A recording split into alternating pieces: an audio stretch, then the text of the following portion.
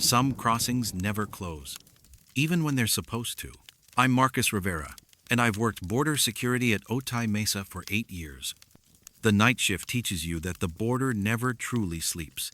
There's always someone trying to cross, always another truck carrying America's supply chain through our lanes. But what happened with Maria Elena Vasquez in Lane 7 still keeps me checking empty inspection bays twice before I walk past them. It was 3:17 in the morning on October 15th, 2023. I remember the exact time because I was doing my hourly perimeter check, the kind of routine walk that becomes muscle memory after enough late shifts. The commercial crossing officially closed at midnight, all lanes secured and locked down according to protocol. By 3 a.m., the only sounds should have been the distant hum of traffic on the highway and the occasional radio chatter between our skeleton crew. That's when I heard the diesel engine idling in Lane 7.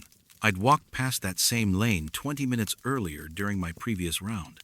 Empty then, sealed with the standard orange cones and barrier tape. But now, clear as anything, a white Peterbilt sat in the inspection bay, its running lights cutting through the darkness like it had been there for hours. My first thought was that someone had screwed up the closure protocol. Maybe Jenkins forgot to do a final sweep, or one of the day shift inspectors left a truck in processing when they clocked out. It happens more than we like to admit, but as I got closer, checking my radio to call it in, something felt wrong about the scene. The truck was perfectly positioned, centered in the lane like it had been guided there by someone who knew the drill. No skid marks, no awkward angle that might suggest a driver struggling with the massive vehicle in low light. The inspection booth's fluorescent lights were on, casting that familiar, harsh white glow over the cab, but I couldn't see anyone moving around the truck. I approached the driver's side, my flashlight beam dancing across the pristine chrome bumper and spotless windshield. That's when I saw her, a woman in her 30s, sitting perfectly still behind the wheel, both hands resting on the steering wheel like she was waiting for instructions to proceed. "Ma'am?" I called out, tapping on the window with my flashlight. "Ma'am, we're closed for the night." She didn't respond, didn't even turn her head, just sat there, staring straight ahead through the windshield at the empty inspection booth.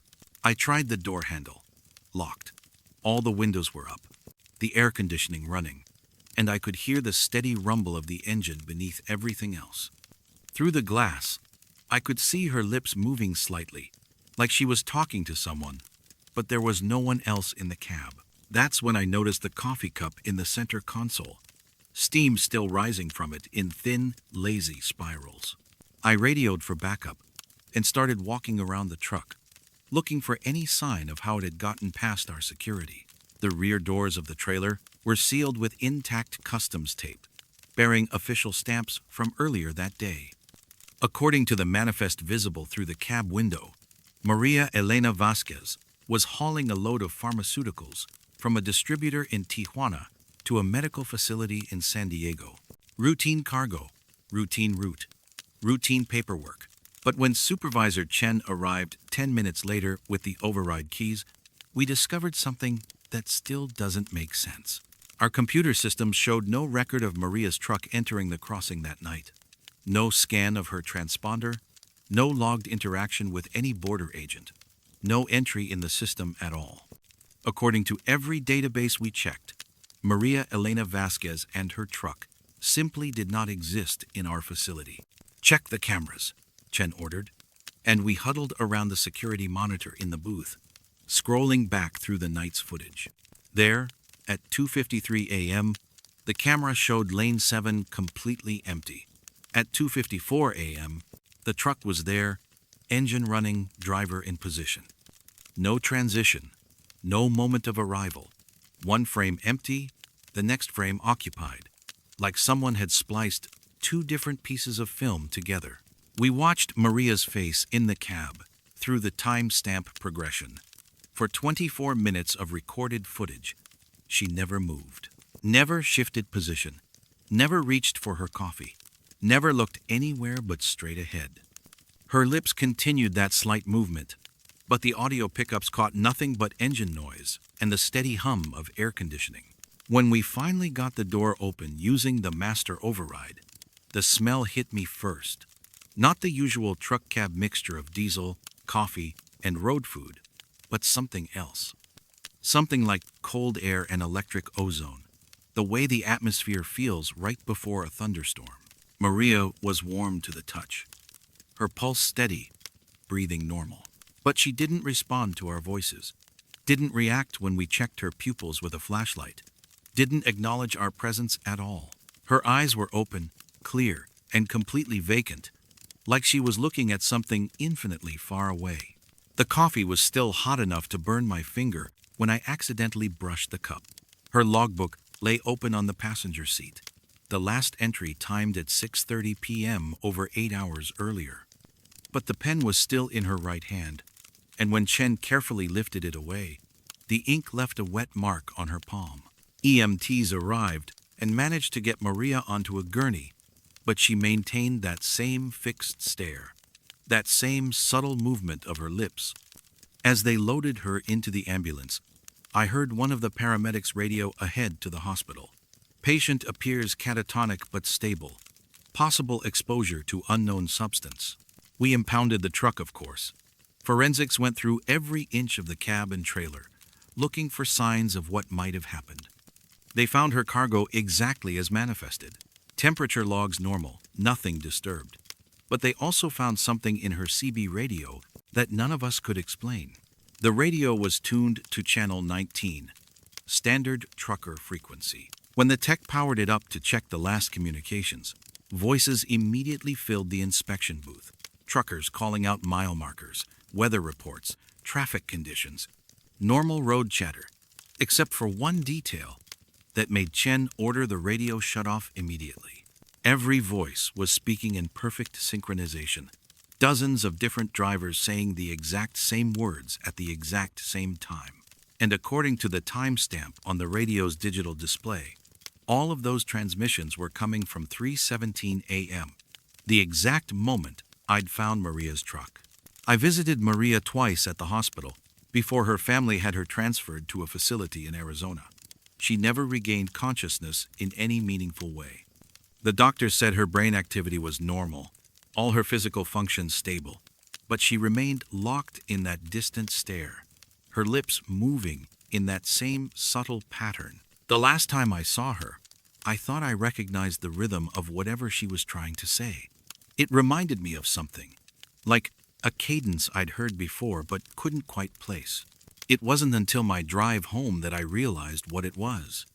She was moving her lips in the same pattern as the synchronized voices on her CB radio, repeating the same phantom conversation over and over again, trying to talk to truckers who might not have been there at all. Lane 7 has been closed for maintenance ever since. But sometimes, during my 3 a.m. rounds, I still hear the distant sound of an idling diesel engine, and I walk a little faster past the empty inspection bays.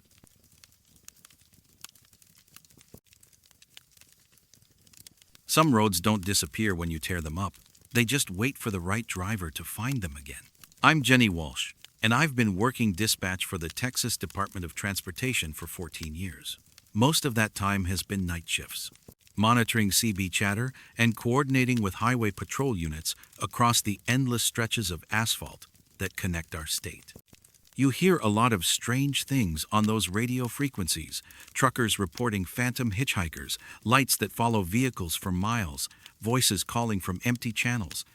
But what happened with Robert McKenzie on October 22nd, 2023, still makes me double-check our way station records before I respond to any location-based emergency calls. The night started like any other. I was working the 11 p.m. to 7 a.m. shift in our Laredo district office, monitoring multiple radio frequencies while tracking highway patrol units on GPS. The coffee was strong. The office was quiet except for the steady hum of electronics, and I'd settled into that familiar rhythm of half listening to routine trucker chatter while catching up on paperwork. At 12:37 a.m., I heard a voice I recognized come through on Channel 19, Big Bob McKenzie, an independent owner-operator who'd been running freight through South Texas for over 2 decades. Bob was one of those drivers you could set your watch by. Always professional on the radio, never one for tall tales or trucker mythology. His voice was calm and measured, the way it always was when he checked in with dispatch or reported road conditions to other drivers. "This is Big Bob eastbound on 8-3, he said, his transmission clear despite the late hour. "Just pulled into the way station at mile marker 107 for mandatory inspection. Looks like they got the scales running all night now." I paused over my paperwork. Mile marker 107 on US 83 was familiar territory, but something about Bob's transmission bothered me. I pulled up our current way station status on the computer, scrolling through active locations and their operating hours. The way station at mile marker 107 had been demolished in August of 2020. The site had been cleared and converted to a highway maintenance depot that operated only during daylight hours. I'd processed the closure paperwork myself, coordinated with patrol units to redirect commercial traffic to alternate inspection points. I keyed my microphone. "Big Bob, this is DOT dispatch. Can you confirm your location? We show mile marker 107 as a maintenance facility." The radio crackled with static before Bob's voice came through again. But there was a slight edge to it now, a tension that hadn't been there before. "Negative. Dispatch. I'm sitting in the way lane right now. Got a DOT officer here asking for my logbooks. Place looks busy for this time of night." I checked our patrol unit locations. The nearest highway patrol officer was 40 miles north of Bob's reported position. And according to our scheduling, no DOT inspections were planned for that area until the following Tuesday. "Big Bob, I need you to describe what you're seeing," I said, already pulling up archived photos of the old way station on my secondary monitor. "Can you give me details on the facility?" There was a longer pause this time, filled with the ambient noise of idling diesel engines and what sounded like multiple voices in the background. When Bob came back on, his transmission was weaker, like he was farther from his radio. "It's a standard setup. Dispatch. Single inspection lane, blue DOT office building, those big overhead lights they always use. Got about 6 other trucks here ahead of me. The officer says there's been some irregularities with cross-border freight. Wants to check everyone's cargo manifest real careful-like."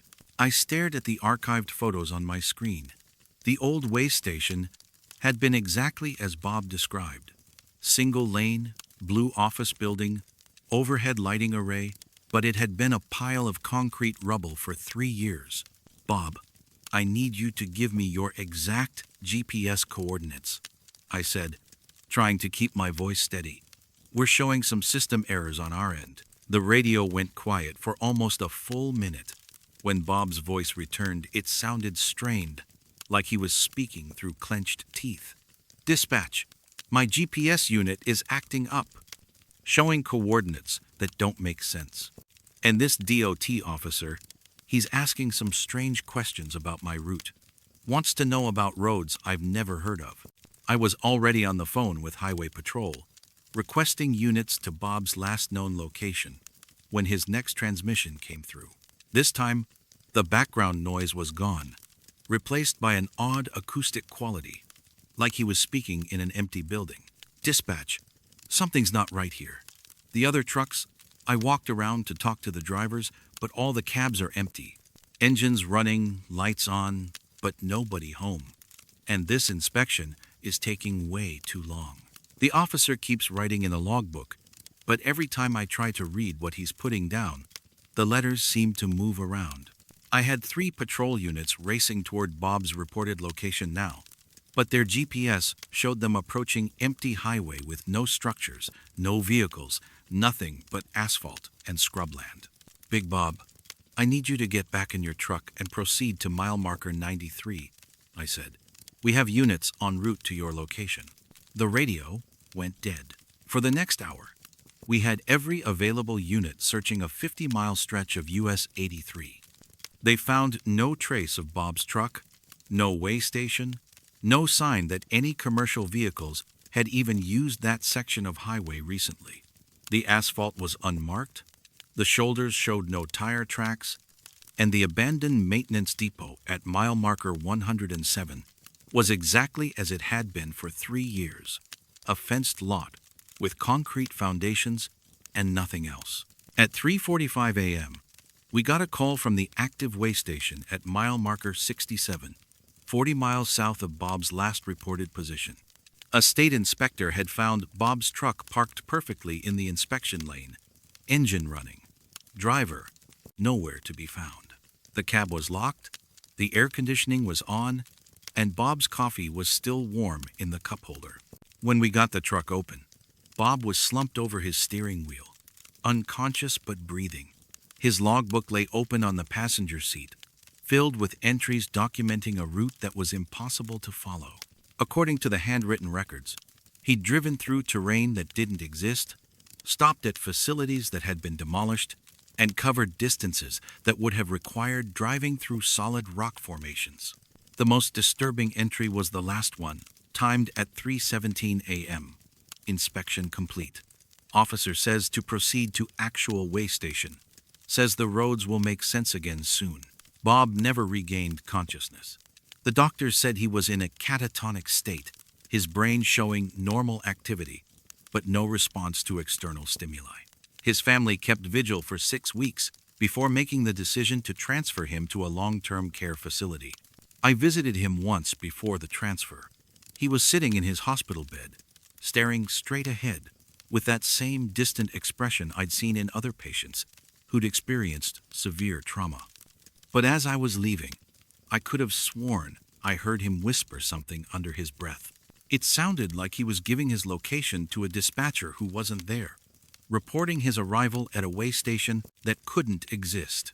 Now, whenever I get a location report from a trucker that doesn't match our records, I send patrol units anyway, because sometimes the roads remember things that the maps have forgotten, and sometimes drivers find themselves traveling routes that were supposed to be gone forever.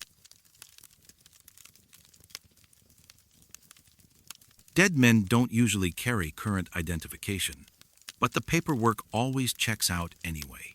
I'm Elena Morales, and I've worked the toll booth at Presidio International Bridge for 11 years. The night shift means watching the Rio Grande flow beneath steel and concrete while processing the endless stream of commercial traffic that keeps two countries connected. You learn to recognize the regular drivers, their voices on the radio, their schedules and routes. When someone breaks that pattern, you notice. When Carmen Rodriguez called in about the bridge inspector on November 3rd, 2023, I should have known something was wrong the moment she sounded uncertain. Carmen was one of our most reliable crossers, 28 years old, flatbed specialist, hauling construction materials and industrial equipment between Presidio and Ojinaga twice a week for the past 4 years. She drove like she talked. Efficient, professional, never wasting words or movements. Her truck was always properly secured, her paperwork immaculate, and she crossed the bridge at exactly 11:15 p.m. on Tuesdays and Fridays, regular as a heartbeat. That Thursday night was different from the start. Instead of her usual 11:15 approach, Carmen's truck appeared on my cameras at 10:47 p.m., moving slower than usual across the center span. The flatbed was loaded with what looked like structural steel beams, properly chained and flagged. But something about the way her truck sat on the bridge made me look twice. The rear axles seemed to be carrying more weight than the manifest indicated. At 10:52, her voice came through on the bridge communication frequency, but it lacked her typical confidence. Toll operator, this is Carmen Rodriguez in the blue Kenworth. I'm being held up at the center span by a bridge inspector. Says there's some issue with my load documentation. I checked my screens. The bridge cameras showed Carmen's truck stopped exactly at the center point of the span, but I couldn't see anyone else in the frame. No inspection vehicle, no DOT truck, no official presence except Carmen's flatbed sitting motionless in the southbound lane. Carmen, I'm not showing any scheduled inspections tonight. I radioed back. Can you give me details on the inspector? There was a pause, filled with the sound of her diesel engine idling and what might have been wind, though the night was completely still. He's got full DOT credentials, badge number 7741. Says the steel beams need additional documentation because of their length. Wants to see the manufacturer's specs and routing permits. I pulled up our inspection database, cross-referencing badge numbers with active personnel. Inspector badge 7741 belonged to Raymond Castillo, a 15-year veteran with the Texas Department of Transportation. But as I scrolled through his profile, a cold certainty settled in my stomach. Raymond Castillo had been killed in a vehicle accident on May 15, 2023, hit by a drunk driver while conducting a routine inspection at the exact center point of Presidio International Bridge. "Carmen," I said, trying to keep my voice steady, "I need you to describe this inspector. Physical description, age, what he's wearing." The radio stayed quiet for almost 30 seconds. When Carmen came back on, her voice was tighter, more controlled. Mid-40s, maybe 5'10", wearing the standard DOT reflective vest and hard hat, khaki uniform, clipboard, the whole setup. "But Elena, there's something strange about the paperwork he's asking for.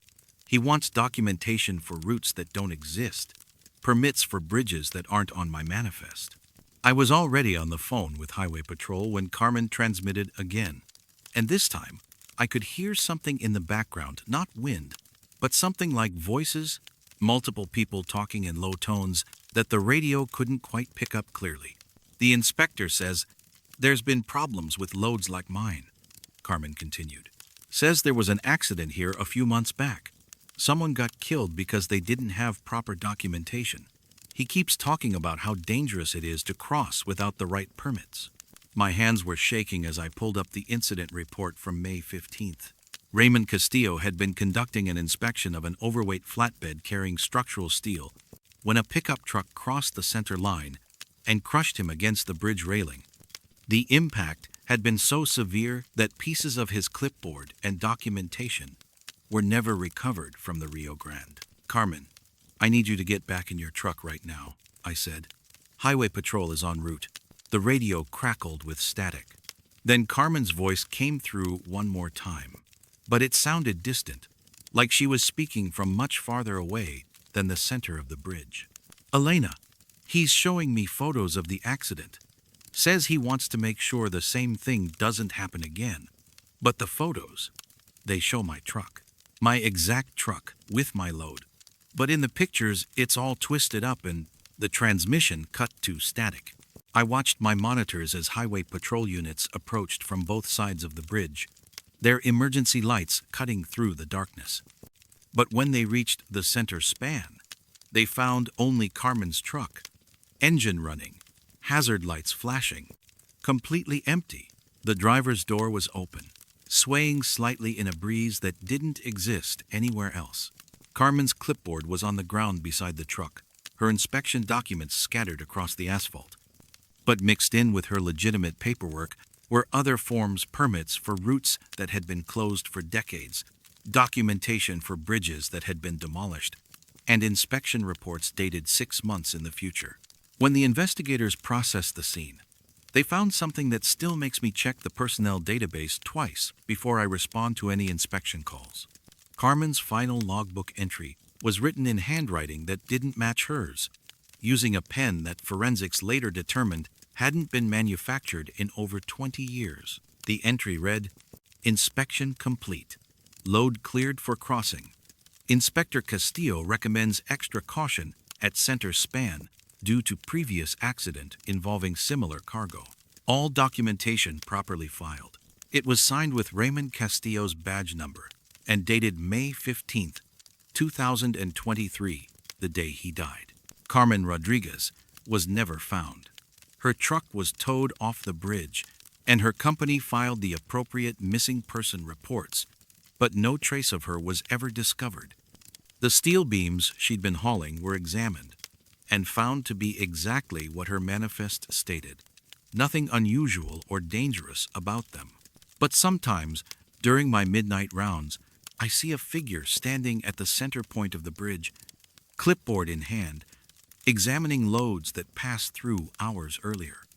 And sometimes, when the wind is just right, I can hear voices on the radio frequency talking about documentation and safety inspections using badge numbers that belong to people who aren't supposed to be working anymore. I always check the personnel database now before I respond to inspection calls. But the paperwork always checks out, even when it shouldn't. And the voices on the radio always sound so professional and concerned about proper procedures.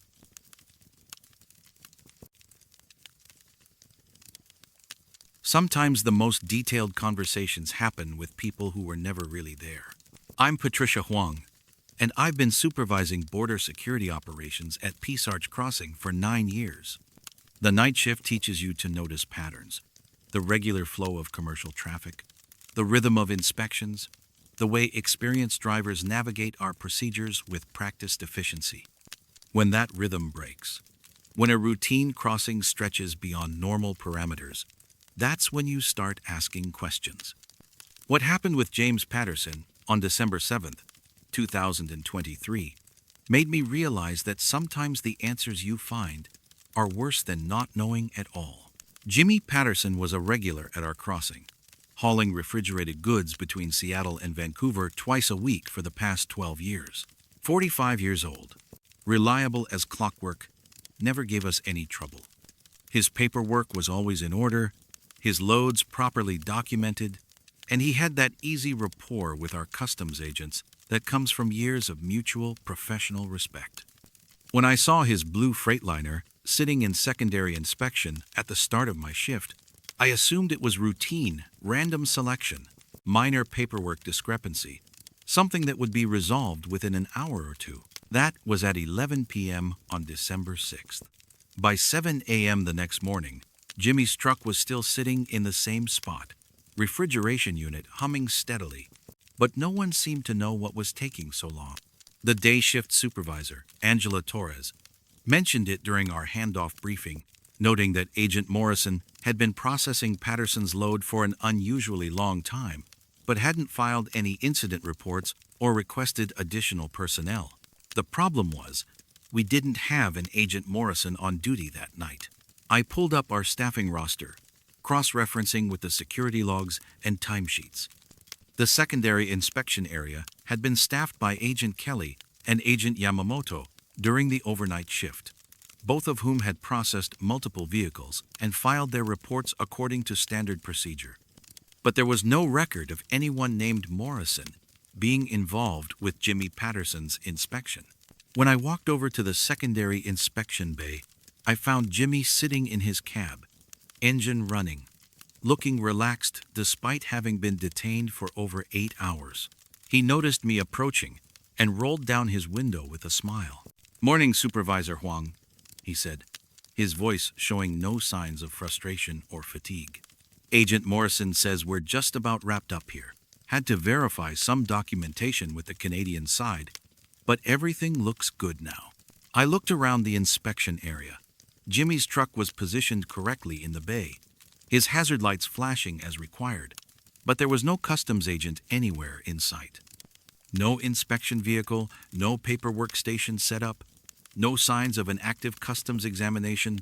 "Jimmy," I said carefully, "where exactly is Agent Morrison right now?" He pointed toward the secondary inspection office, a small building adjacent to the main customs facility. "He's inside running the final checks on my cargo manifest. Should be out any minute with the clearance forms." I followed his gaze to the building he'd indicated. The secondary inspection office had been closed for renovation since October, the windows covered with brown paper and the doors secured with construction tape. A sign clearly posted on the front entrance read, "Facility closed for renovation. Estimated completion March 2024. "Jimmy, that building's been closed for months," I said. "Are you feeling all right?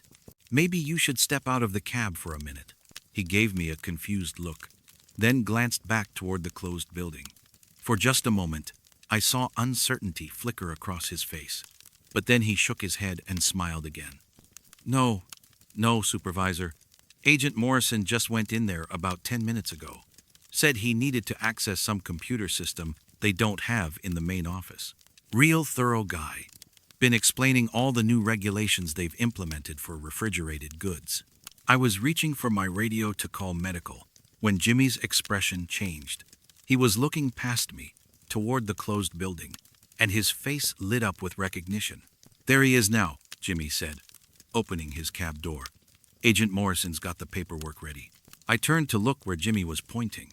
The secondary inspection building remained exactly as it had been, windows covered, doors sealed, no signs of activity. But Jimmy was already climbing down from his cab, clipboard in hand, walking purposefully toward the empty building, as if someone had called his name. I followed him, my radio in my hand, watching as he approached the sealed entrance to the closed facility. Jimmy stopped in front of the construction tape door and began speaking animatedly with someone I couldn't see, gesturing toward his truck and nodding at responses only he could hear. The refrigeration logs look good, Jimmy was saying to the empty air in front of the closed building.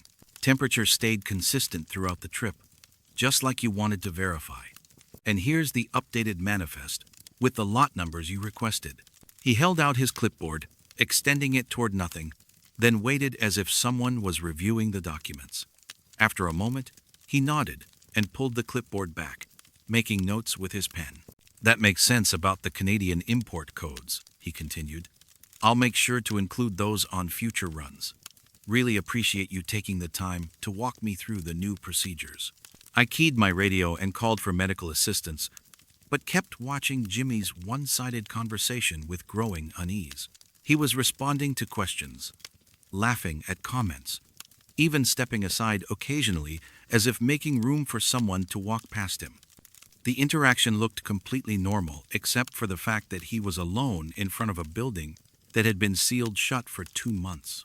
When the paramedics arrived, Jimmy was in the middle of what appeared to be signing documents. He had his clipboard balanced against the construction tape door, writing carefully in the spaces someone was apparently indicating to him. Just need to initial here and here, Jimmy was saying. And you said to date it December 7th, not the 6th? Because that's when the inspection was actually completed? The lead paramedic, someone I'd worked with before, approached Jimmy cautiously. Sir, we'd like to check your blood pressure and blood sugar, just as a precaution. You've been working a long shift. Jimmy looked up from his invisible paperwork with mild annoyance. Can you give me just 1 more minute? Agent Morrison needs to stamp these forms, and then we'll be all set. He turned back toward the empty space in front of the sealed door, holding out his clipboard again. There we go, he said after a moment. All official. Thanks for being so patient with all the questions, Agent Morrison. I know the regulations are getting more complex every year. When we finally got Jimmy to the medical station, his vital signs were normal, his blood work came back clean, and he showed no signs of substance use or medical distress.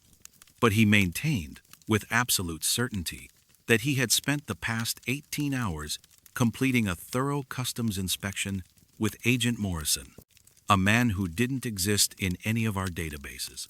The security footage told a different story. The cameras showed Jimmy's truck arriving at secondary inspection at normal speed, but then sitting motionless for 18 hours with no customs agent ever approaching the vehicle. The timestamps showed Jimmy getting out of his cab periodically to stretch, walking around his truck, and eventually approaching the closed secondary inspection office, where he spent over an hour having an animated conversation with empty air. In the final sequence, recorded just before the paramedics arrived, the cameras captured Jimmy signing documents on his clipboard while facing the sealed door of the abandoned building.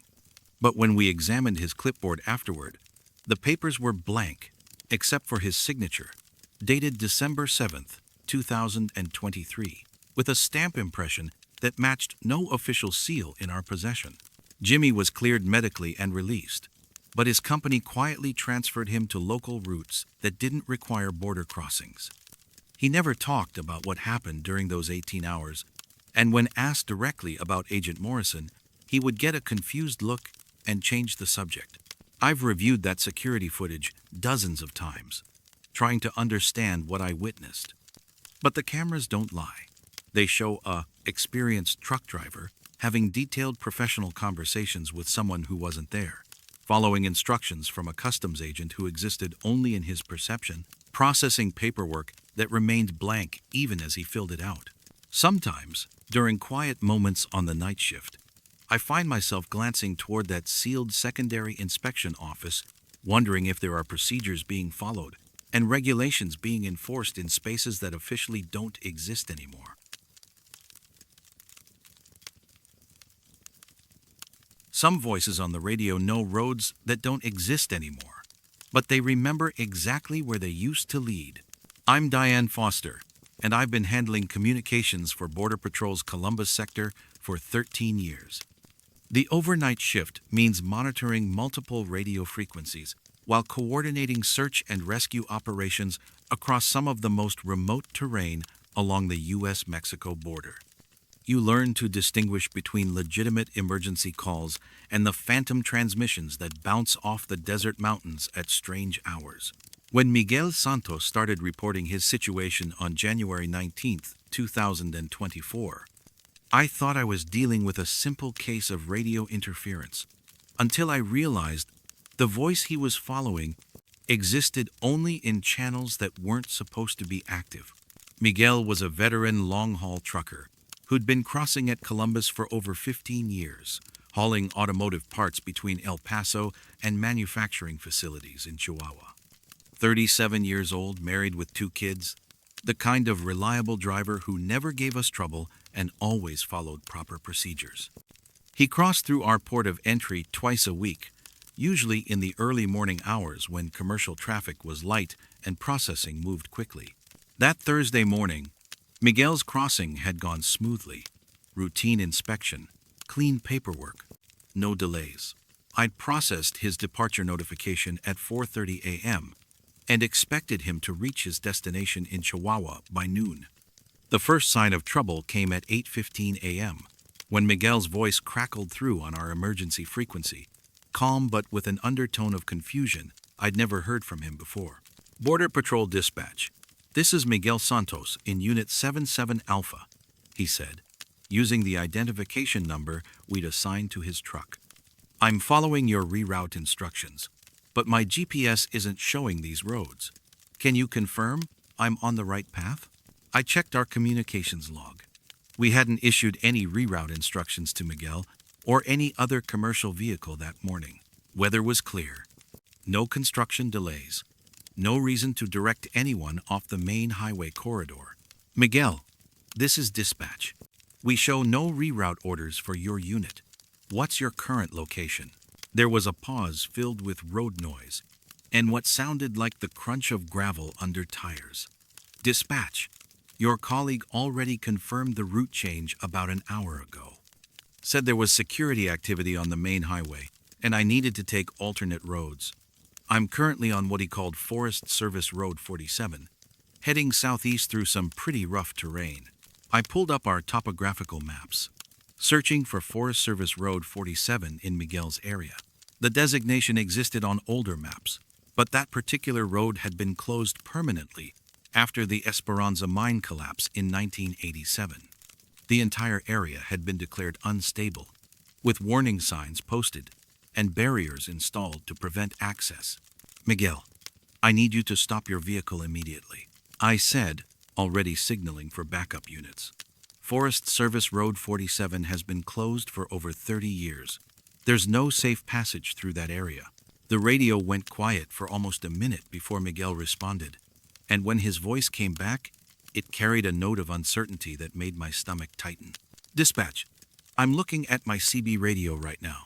Your people are still giving me directions. Channel 19, clear as anything. The voice says to continue southeast for another 12 miles, then turn left at the old mining equipment. I switched to Channel 19 on our CB monitor, the frequency truckers use for road communication. Static and the usual chatter from drivers reporting traffic conditions, but no official transmissions from any Border Patrol unit. We don't use CB radio for operational communications. Everything goes through secure channels with proper encryption and logging. Miguel, we are not transmitting on channel 19, I said. Whatever voice you're hearing, it's not coming from this facility. I need you to turn around immediately and return to the main highway. Another long pause, filled with the sound of Miguel's diesel engine laboring up what must have been a steep grade. When he came back on, his voice was tighter, more strained. Dispatch, the voice on channel 19 is giving me very specific instructions. Says there's been reports of smuggling activity in this area, and they need commercial traffic to use alternate routes for the next 6 hours. Even gave me incident numbers and case references. I was coordinating with search and rescue when Miguel transmitted again. But this time, the audio quality was different, thinner, with a hollow echo that suggested he was in terrain that interfered with normal radio propagation. The voice is telling me to proceed through Devil's Canyon, Miguel said. Says there's a checkpoint at the bottom where they'll verify my cargo and give me clearance to return to the main highway. But dispatch, I'm looking down into this canyon and I don't see any checkpoint, just rock walls and what looks like old mining debris. Devil's Canyon had been the site of the Esperanza mine disaster. A massive section of mountainside had collapsed into the canyon, burying the mining operation and making the area permanently inaccessible. Geological surveys confirmed the terrain remained unstable, with the canyon floor buried under millions of tons of rock and debris. Miguel, do not enter that canyon, I said, my voice probably betraying more urgency than I intended. The area is extremely dangerous. Stop your vehicle and wait for rescue units. The radio crackled with static. Then Miguel's voice came through one more time, but the transmission was breaking up, fragmented by distance and terrain. Dispatch. Voice on channel 19 says, proceed down the canyon road. A checkpoint is waiting. Just follow the mining tracks. Then silence. Our search and rescue teams spent 18 hours looking for Miguel, using helicopters and ground units to cover every accessible road in the area. They found his truck at the bottom of Devil's Canyon, 40 feet down a slope that should have been impossible to navigate. The truck was upright, but badly damaged from the descent, with Miguel unconscious in the cab, but alive. When the medical team reached him, Miguel was clutching his CB radio microphone, his lips moving as if he was responding to transmissions. But the radio was dead, its antenna sheared off during the truck's descent into the canyon. The rescue operation took another 6 hours. Miguel had to be airlifted out due to his injuries and the unstable terrain. During his recovery, he insisted that he'd been following explicit instructions from Border Patrol dispatch, transmitted over CB radio by someone who knew the area intimately and had provided detailed navigation through roads that Miguel swore were clearly marked and well maintained. When investigators examined Miguel's route using GPS data from his truck's computer, they discovered something that still gives me pause during quiet moments on the overnight shift. The GPS tracked his movement along roads that matched perfectly with mining service roads that had existed before the 1987 collapse, roads that were now buried under tons of rock and completely impassable. But the most disturbing discovery came when we analyzed the audio recordings from Miguel's CB radio, retrieved from the truck's digital storage system. For over 3 hours of recorded transmission, the system captured Miguel's side of conversations, with someone giving detailed navigation instructions, incident numbers, and official procedure codes. The incident numbers matched actual Border Patrol cases from 1986 and 1987. The procedure codes were accurate for those time periods, but had been changed years before Miguel ever started crossing at Columbus. Miguel recovered from his injuries, but never drove through Columbus again. His company transferred him to routes that didn't require border crossings, and he never talks about what happened during those hours in terrain that shouldn't have been accessible. Sometimes, during the quiet hours of my shift, I monitor CB Channel 19 more carefully than I used to. Once or twice, I've heard voices giving navigation instructions for roads that don't appear on any current maps. using procedure codes that haven't been valid for decades, directing drivers through areas that officially don't exist anymore, but might still remember exactly where they used to lead.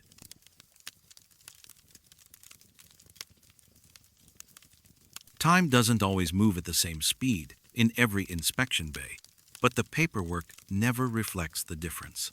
I'm Franklin Torres, and I've been supervising customs operations at Nogales Port of Entry for 16 years. The night shift means processing the steady flow of commercial vehicles carrying everything from auto parts to agricultural products between Arizona and Sonora. After enough years watching drivers navigate our inspection procedures, you develop an instinct for when something doesn't follow the usual pattern. When Sarah Chen's routine hazmat inspection on February 9th, 2024, showed discrepancies between official logs and electronic records, I assumed we were dealing with a simple computer error until I saw how her cargo had been reorganized. Sarah was one of our most experienced hazmat drivers, 31 years old, certified for handling dangerous materials, with a spotless safety record spanning 8 years of cross-border transport. She specialized in chemical shipments from manufacturing facilities, the kind of precisely documented loads that require extra attention to safety protocols and paperwork accuracy. Her Tuesday night crossings had become routine, arriving at our facility at exactly 10:30 p.m. with industrial solvents destined for electronics plants in Hermosillo. That particular Tuesday started normally. Sarah's truck entered Inspection Bay 7 at 10:35 p.m. for standard hazmat processing, her paperwork properly organized, and her cargo sealed according to DOT regulations. Inspector Williams was assigned to her load, a veteran customs agent with 12 years' experience handling chemical shipments. According to his incident report, the inspection proceeded without complications, taking exactly 47 minutes from start to finish, with Sarah clearing the facility at 11:22 p.m. The discrepancy emerged the following morning, when Sarah's shipping company called to report she'd missed her delivery deadline. According to their tracking systems, Sarah's truck had remained stationary at our facility from 10:35 p.m. until 12:47 p.m. the next day, over 14 hours, instead of the 47 minutes documented in our official logs. I pulled up the electronic records from Sarah's truck computer and GPS system. The data confirmed what her company reported. The vehicle had been parked in Inspection Bay 7 for 14 hours and 12 minutes. But our surveillance cameras and inspector logs showed a routine inspection lasting less than an hour, with the bay remaining empty for the rest of the night. When I contacted Sarah directly, her response added another layer to the mystery. She remembered entering the inspection bay and speaking with Inspector Williams about her chemical manifest, but she had no memory of anything between that initial conversation and finding herself back on the highway approaching Hermosillo the following afternoon. In her recollection, the inspection had taken the standard amount of time, maybe slightly longer due to some additional paperwork Williams had requested. But Williams had gone off duty at midnight, 6 hours before Sarah's truck computer showed her leaving the facility. I requested a physical examination of Sarah's trailer, thinking we might find evidence of tampering or unauthorized entry. When we opened the cargo bay, everything appeared normal. At first glance, drums of industrial solvent, properly secured and labeled, temperature logs within acceptable ranges, no signs of damage or contamination. But as I documented the cargo layout for our report, I noticed something that made me reach for the archived facility records. The chemical drums had been reorganized in a precise pattern that didn't match Sarah's original loading configuration. Instead of the efficient space-saving arrangement required for modern transport, the drums were positioned according to an older safety protocol, with specific spacing between containers and orientation relative to ventilation systems. The pattern was methodical, professional, and completely unnecessary for her cargo type. More disturbing was the discovery of inspection tags attached to each drum, filled out in handwriting I didn't recognize. The tags documented temperature readings, pH levels, and contamination tests using procedures we hadn't implemented at our facility in over 20 years. But the results were thorough, accurate, and showed a level of attention to detail that exceeded current inspection standards. When I cross-referenced the cargo arrangement with our facility's historical records, I found the pattern matched safety protocols used in the original Nogales Customs warehouse, the building that had been destroyed in a chemical fire in 1952, decades before the current port of entry was constructed. The 1952 incident had involved industrial solvents similar to Sarah's cargo. According to archived reports, customs inspectors had developed specific handling procedures for chemical shipments after several smaller incidents, arranging containers in precise patterns designed to prevent dangerous interactions. The warehouse fire had killed 3 inspectors and led to completely revised safety protocols for hazardous material storage. Sarah's cargo had been reorganized exactly according to those 1952 procedures, down to the spacing measurements and container orientations documented in the incident reports. I brought Inspector Williams in to review the tags found on Sarah's drums. He examined them carefully, checking the handwriting against known samples and verifying the testing procedures described. His assessment was unsettling.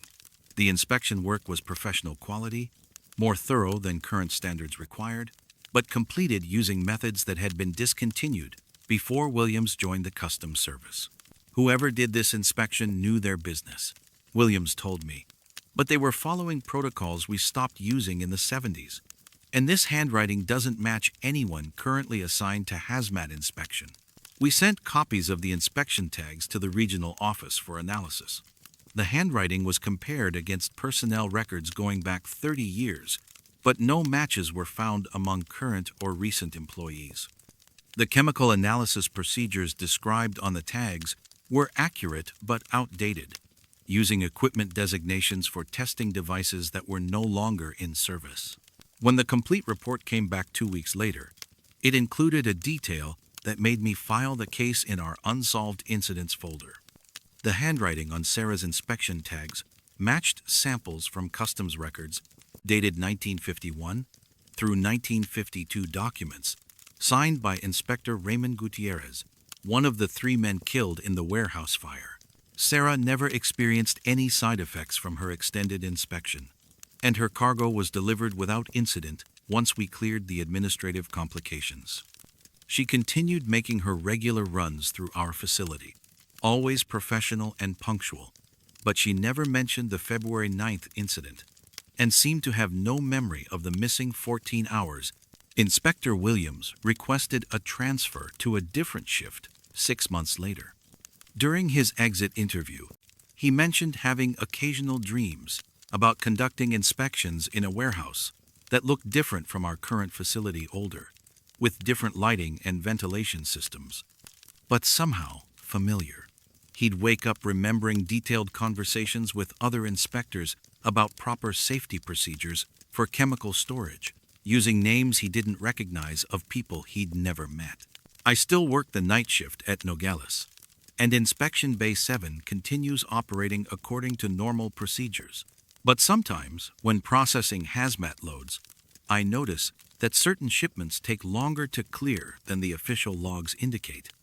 And occasionally, when I review cargo after inspection, I find containers arranged in patterns that seem more careful, more methodical than necessary, as if someone is still following safety protocols designed to prevent disasters that happened 70 years ago.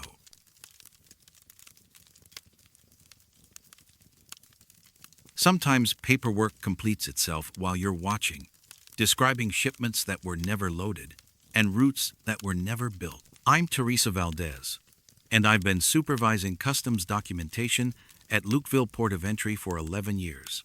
The night shift means processing the specialized paperwork required for heavy machinery transport between Arizona and Sonora, ensuring that complex equipment shipments comply with international trade regulations and security protocols.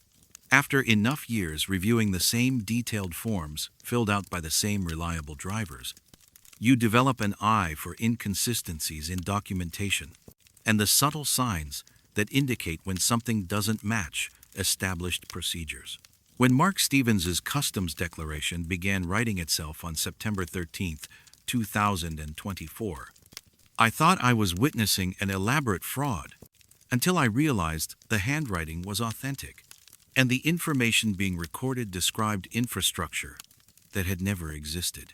Mark was one of our most experienced heavy machinery haulers, 41 years old, with 19 years of experience transporting construction equipment, mining machinery, and industrial components across the U.S.-Mexico border.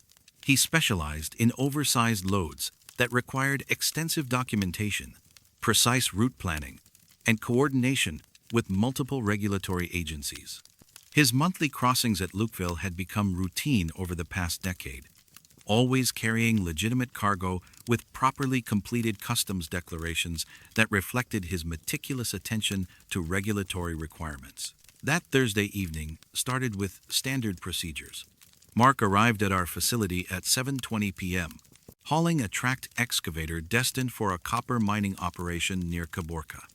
His cargo was properly secured on a lowboy trailer, with all required permits and escort vehicle coordination completed according to oversized load regulations. I began processing his customs declaration, expecting the usual straightforward documentation for construction equipment transport. Mark handed me his declaration form, already partially completed with the standard information: his name, company details, cargo description, and destination. But as I reviewed the document to verify accuracy against his shipping manifest, I noticed that additional text was appearing in the blank fields, filling out sections that had been empty moments before. At first, I assumed Mark was continuing to write while I reviewed the form. But when I looked up, he was standing several feet away from my desk, his hands empty, talking to another customs agent about escort vehicle procedures. Yet the declaration form in front of me continued filling itself out, with detailed information written in what appeared to be Mark's handwriting. The new text described cargo that didn't match his current shipment instead of a single tracked excavator. The form now listed multiple pieces of specialized equipment, including underground boring machinery, tunnel ventilation systems, and subterranean transport vehicles. The destination had changed from the Caborca mining operation to coordinates that didn't correspond to any location on our maps. "Mark," I called out, holding up his declaration form, "could you verify some of the information you've added here? I'm seeing details that don't match your shipping manifest." He approached my desk with a confused expression, examining the form I showed him. "I didn't add any information beyond what I filled out in my truck," he said. "That's my handwriting, but I didn't write those equipment descriptions or destination coordinates." As we spoke, more text continued appearing on the declaration form. The routing section began filling out with detailed travel instructions that described a route I'd never seen before.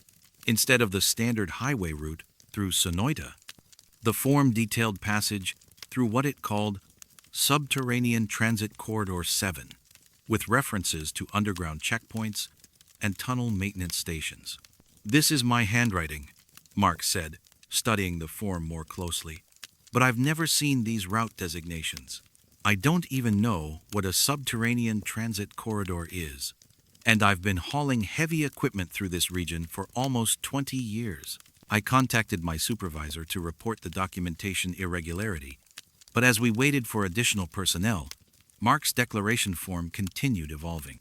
New sections appeared that weren't part of the standard customs declaration format, detailed specifications for underground transport protocols, clearance requirements for tunnel passages, and coordination procedures with facilities that didn't exist in any of our regulatory databases. The cargo manifest section had completely transformed, now describing equipment specifically designed for underground construction projects. The boring machinery was listed with specifications for creating passages through specific geological formations found in the Arizona-Sonora border region. The tunnel ventilation systems were detailed with capacity ratings for maintaining air quality in extended underground networks.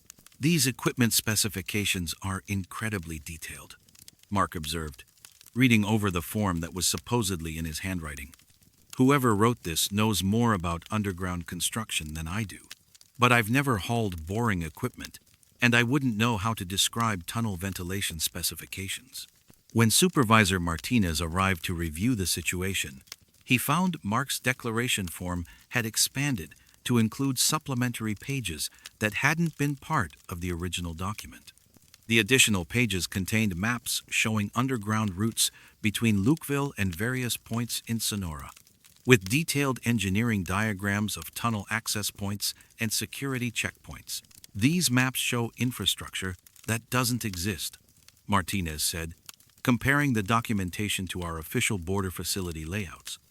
According to these drawings, there should be underground access points beneath our primary inspection building and tunnel entrances in areas where we know there's solid bedrock. But the most disturbing aspect of the expanding documentation was its internal consistency. Every detail cross-referenced correctly with other sections. The equipment specifications matched the described underground routes, and the security protocols corresponded to the type of sensitive machinery being documented. The paperwork described a complete underground transport system, with the level of detail that would require extensive engineering knowledge and intimate familiarity with construction procedures. Mark had no explanation for how such detailed technical information could appear in his handwriting without his knowledge or participation. When we compared the writing samples to his signature and previous customs documentation, forensic analysis confirmed that the handwriting was authentically his, but the content described projects and procedures he insisted he'd never been involved with. "I feel like I'm reading about someone else's job," Mark said, as he reviewed the completed declaration. "This documentation describes hauling equipment for projects I've never heard of, through routes that I'm pretty sure don't exist. But it's definitely my handwriting, and some of the technical details sound familiar even though I can't remember learning them." The investigation expanded when we discovered that the underground facilities described in Mark's self-completing declaration matched architectural plans that had been proposed but never approved during the original construction of the Lukeville port of entry in the 1970s. The tunnel systems detailed in his paperwork corresponded to security infrastructure that had been designed as contingency options but never built due to budget constraints and geological surveys that showed the bedrock was unsuitable for major excavation. When we checked historical construction records, we found references to the specialized boring equipment described in Mark's documentation. The machinery specifications matched equipment that had been considered for the abandoned underground construction projects, but the manufacturers had discontinued those specific models decades before Mark began his trucking career. Mark never received an explanation for how his customs declaration had completed itself with information about infrastructure projects that had never been built and equipment he'd never transported. His current cargo was processed normally once we separated the legitimate documentation from the impossible additions, but the experience left him questioning his own memory and professional knowledge. He continued hauling heavy machinery through Lukeville for several more months, but each crossing resulted in similar documentation anomalies. His customs declarations would expand with detailed information about underground transport operations, describing routes through facilities that existed only in abandoned construction plans and equipment shipments for projects that had been canceled before ground was broken. The pattern became so consistent that we began preparing blank customs declaration forms specifically for Mark's crossings, expecting them to fill themselves out with impossible information while he completed his actual paperwork on separate forms. But the phantom documentation continued appearing, regardless of our administrative procedures, always in Mark's authentic handwriting, always describing underground infrastructure that connected border facilities in ways that had been designed but never constructed. Mark transferred to domestic hauling routes 8 months later, but I occasionally receive customs declarations from other heavy machinery drivers that show similar characteristics forms that complete themselves with information about underground transport systems, tunnel maintenance operations, and subterranean security facilities that exist only in archived construction plans, and the handwriting of drivers who insist they never wrote the words that appear under their signatures.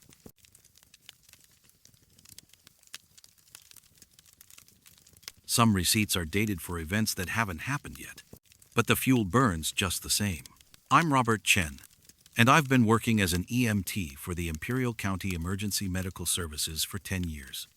The night shift along the California-Mexico border means responding to everything from heat exhaustion cases to vehicle accidents on remote highways where help can be hours away. After enough years treating drivers who've pushed themselves too far on long hauls, you learn to recognize the signs of fatigue, dehydration, and the various medical emergencies that can strike people who spend their lives on the road. When we found Linda Kowalski on April 22, 2024, her condition didn't match any of the standard presentations I'd seen in a decade of treating truckers in medical distress. Linda was a team driver for a long-haul freight company, 42 years old, with 18 years of over-the-road experience. She and her driving partner specialized in expedited freight runs between Los Angeles and distribution centers throughout Mexico, the kind of time-sensitive cargo that keeps trucks moving around the clock with minimal stop. Her company had an excellent safety record, and Linda was known for her professionalism and adherence to DOT regulations regarding rest periods and vehicle maintenance. The call came in at 2:37 a.m. from a truck stop manager at the Desert Palms Travel Plaza, just east of the Calexico border crossing. A driver had found Linda sitting motionless in her sleeper cab, unresponsive but breathing, clutching something tightly in her right hand. When my partner Jake Morrison and I arrived at the scene, Linda's truck was parked properly in the designated overnight area. Her hazard lights off, the engine silent. Linda was conscious but completely unresponsive to verbal commands or physical stimuli. Her eyes were open, pupils reactive to light, but she stared straight ahead with the fixed expression of someone looking at something infinitely far away. Her vital signs were stable blood pressure, slightly elevated, heart rate, normal, breathing, regular, but she showed no recognition of our presence or awareness of her surroundings. What she was clutching in her hand was a fuel receipt from the Desert Palms Travel Plaza, time-stamped at 11:43 p.m. But the date on the receipt was April 25th, 2024, 3 days in the future from when we found her. Jake checked the receipt while I performed my initial assessment. "This doesn't make sense," he said, showing me the printed slip. "She's holding a receipt for fuel purchase 3 days from now, but the truck stop manager says she's been sitting here since sometime last night." The receipt showed a purchase of 112 gallons of diesel fuel, paid for with a company credit card in Linda's name. But according to the truck stop's computer system, no transaction had been processed under that card number for the past week, and their fuel pumps showed no record of a recent large-volume diesel sale. When we examined Linda's truck, we found her fuel tanks were completely full, which was unusual for a long-haul driver who typically ran on carefully calculated fuel stops to minimize weight and maximize efficiency. More puzzling was the smell. The diesel fuel in her tanks had a distinct odor that didn't match any of the standard commercial grades available at truck stops. Jake called our supervisor while I prepared Linda for transport, but she remained in that same fixed state, completely unresponsive except for the tight grip she maintained on the fuel receipt. When we tried to remove it from her hand for safety reasons, her grip tightened, the only voluntary movement she'd shown since we arrived. During the ambulance ride to Imperial Valley Medical Center, I noticed Linda's lips moving slightly, the same subtle motion I'd seen in other patients experiencing severe psychological trauma. But when I listened carefully, she wasn't speaking words. She was reciting numbers in a steady, rhythmic pattern that sounded like coordinates. At the hospital, Dr. Sarah Vega conducted a thorough neurological examination while I provided the intake report. Linda's brain scans were normal. Her blood work showed no signs of toxins or drugs, and her physical condition was consistent with someone who had simply stopped responding to external stimuli without any underlying medical cause. But when Dr. Vega carefully pried the receipt from Linda's hand, we discovered she'd been gripping it so tightly that the numbers had left impression marks on her palm. The coordinates she'd been whispering, 32.67 north, 115.49 west, were written in pencil on the back of the receipt in handwriting that matched Linda's logbook entries.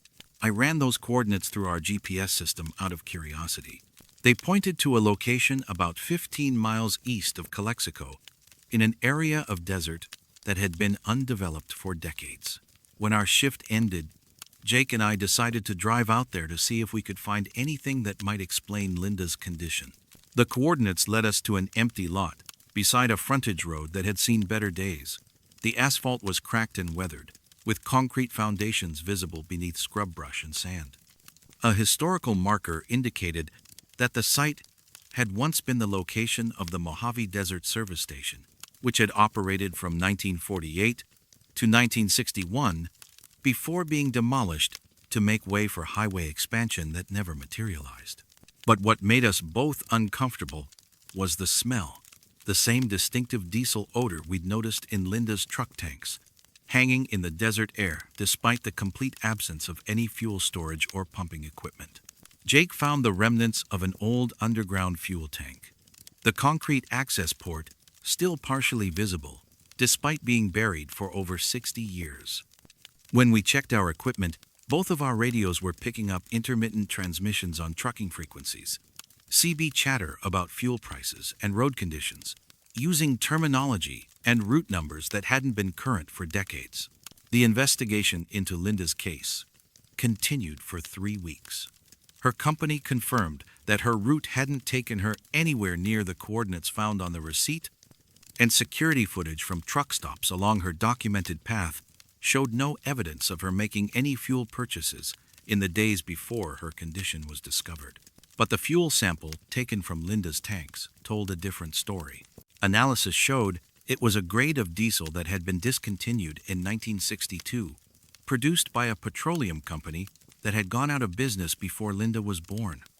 The chemical signature matched archived samples from the Mojave Desert Service Station, stored in regulatory files that hadn't been accessed in over 40 years.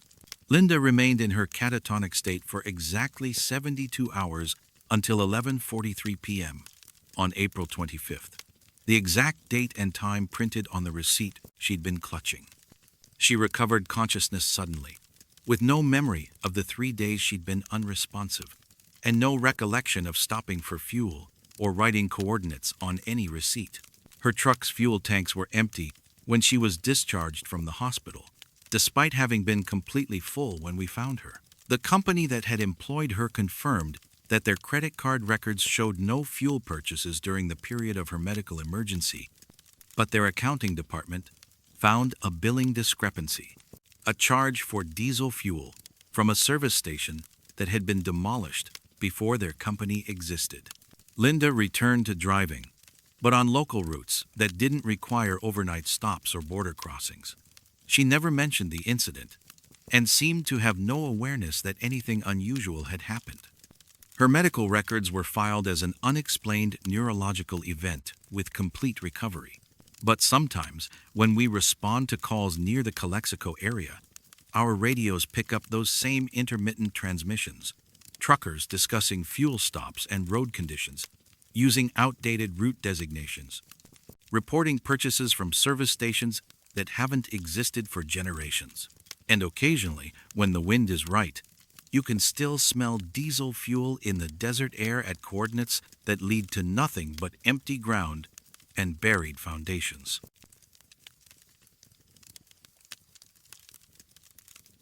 Sometimes cargo unloads itself while nobody's watching, but the paperwork always gets signed anyway. I'm Helen Martinez, and I've been supervising security operations at the Maquiladora Industrial Complex in Ciudad Miguel Alemán for 8 years. The night shift means overseeing the constant flow of freight deliveries that keep the manufacturing plants supplied with components from across the border, raw materials, electronic parts, and specialized equipment that arrives on precise schedules to maintain production lines. After enough years watching the same reliable drivers navigate our receiving procedures, you learn to recognize when something breaks the established pattern. When Antonio Herrera's delivery on May 7, 2024, showed completed paperwork for an empty trailer that our systems insisted had been fully loaded throughout his journey, I realized we were dealing with something that couldn't be explained by standard logistics procedures. Antonio was one of our most dependable, expedited freight specialists. 39 years old with 16 years of cross-border transport experience, specializing in time-sensitive electronic shipments that required precise handling and documentation. His Wednesday evening deliveries had become routine over the past 3 years. High-value circuit boards and microprocessors from manufacturers in Austin, destined for assembly plants in our complex. Antonio's loads were always properly secured, his manifests accurate to the component level, and his delivery timing precise enough that production managers scheduled their operations around his arrival. That Wednesday started with normal radio contact. Antonio called our dispatch at 6:15 p.m. to confirm his expected arrival time of 8:30 p.m., reporting no delays and a full load properly secured for border crossing. His cargo manifest listed 47 pallets of electronic components worth over $300,000, packed according to anti-static protocols and requiring immediate transfer to climate-controlled storage upon delivery. At 8:32 p.m., Antonio's truck appeared at our main security gate on schedule, proceeding through normal entry procedures. Our weight sensors confirmed his vehicle at full gross weight, consistent with the manifested cargo. The gate guard, Miguel Torres, processed Antonio's documentation and cleared him for delivery to Warehouse 7, where our receiving crew was waiting to begin the unloading process. But when Antonio backed his trailer into the dock at Warehouse 7 and opened the rear doors, the cargo bay was completely empty. Dock supervisor Carlos Restrepo immediately called me to the warehouse, thinking we were dealing with a theft during transport. But when I examined the trailer, there were no signs of forced entry, no damaged seals, and no evidence that the cargo doors had been opened since Antonio's departure from Austin. The trailer was clean, properly secured, and showed no indication that it had ever contained 47 pallets of electronic equipment. Antonio seemed as confused as anyone. He insisted that he'd loaded the cargo himself under supervision at the Austin facility, secured it according to company protocols, and driven directly to our location without stopping. When I asked him about the unloading process, he looked genuinely puzzled. "I haven't unloaded anything," Antonio said, examining his empty trailer with obvious bewilderment. "The doors have been sealed since Austin. I don't understand what happened to the cargo." But when I checked our receiving documentation, I found signed delivery receipts confirming that all 47 pallets had been successfully unloaded and transferred to warehouse storage. The signatures belonged to dock workers Rodriguez and Sanchez, both experienced handlers who had worked the night shift for over 5 years. When I called Rodriguez and Sanchez to the dock for clarification, they both insisted they had never seen Antonio's truck and had not participated in any unloading operations that evening. According to their timesheets, they had been working in a different section of the complex, processing a shipment of automotive parts that had arrived 2 hours earlier. "Supervisor Martinez, I haven't seen this driver tonight," Rodriguez told me, looking at Antonio with no sign of recognition. "These aren't my signatures on the delivery receipts." But the handwriting analysis I requested the following morning confirmed that the signatures were authentic, matching samples from Rodriguez and Sanchez's employment files.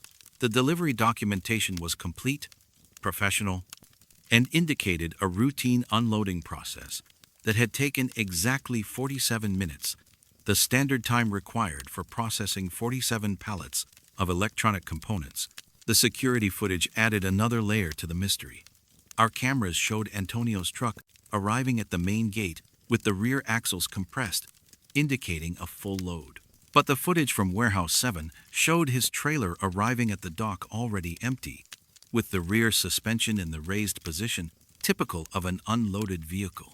More disturbing was the timestamp discrepancy between different camera systems. The gate cameras recorded Antonio's arrival at 8:32 p.m., but the warehouse cameras showed his truck backing into the dock at 9:19 p.m., exactly 47 minutes later, despite the dock being only a 3-minute drive from the main gate. During those 47 missing minutes, our security systems showed no record of Antonio's truck anywhere in the complex. The GPS tracking from his vehicle indicated continuous movement within our facility, following the standard route from gate to warehouse, but no cameras captured any portion of that journey. When I interviewed Antonio more thoroughly, he described driving directly from the gate to the warehouse without delays, with no memory of the 47 minutes that appeared to be missing from the security timeline. He remembered arriving at the dock and opening his trailer to find it empty, but had no recollection of stopping anywhere else or speaking to anyone during the drive through our complex. The investigation expanded when I discovered that our inventory management system showed all 47 pallets of electronic components as received, properly logged into storage, and available for production scheduling. The warehouse staff confirmed that the components were present in our climate-controlled storage facility, properly tagged and ready for distribution to assembly lines. But when I physically inspected the storage area, the electronic components weren't there. The inventory system showed their location as aisle 12, sections A through F, but those sections contained automotive parts that had been in storage for weeks. The system insisted the electronics were present, but they simply didn't exist in physical reality. The Austin shipping facility confirmed that Antonio had loaded the cargo under supervision, with multiple witnesses verifying that all 47 pallets were properly secured in his trailer.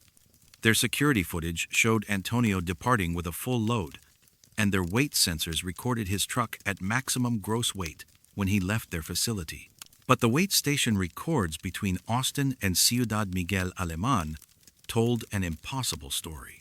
Every official waypoint along Antonio's route recorded his truck at full load, consistent with carrying 47 pallets of electronic equipment. The final weight reading, taken at the border crossing just 30 minutes before his arrival at our facility, confirmed that his trailer contained the expected cargo. Yet our own security cameras showed him arriving with an empty trailer, while signed delivery receipts documented the successful completion of an unloading process that no one remembered performing. Antonio continued making his regular deliveries after the incident, but the pattern repeated every Wednesday evening. His truck would arrive at full weight according to all external measurements, but our security cameras would show an empty trailer. Delivery receipts would be signed by dock workers who insisted they never saw him, documenting unloading processes that took exactly the amount of time required for his manifested cargo. Our inventory system would log the receipt of components that weren't physically present, while production managers would receive notifications that materials were available for assembly lines that never actually received the parts. The entire logistics chain continued functioning normally, with all documentation properly completed and filed, but the actual cargo seemed to exist only in the records.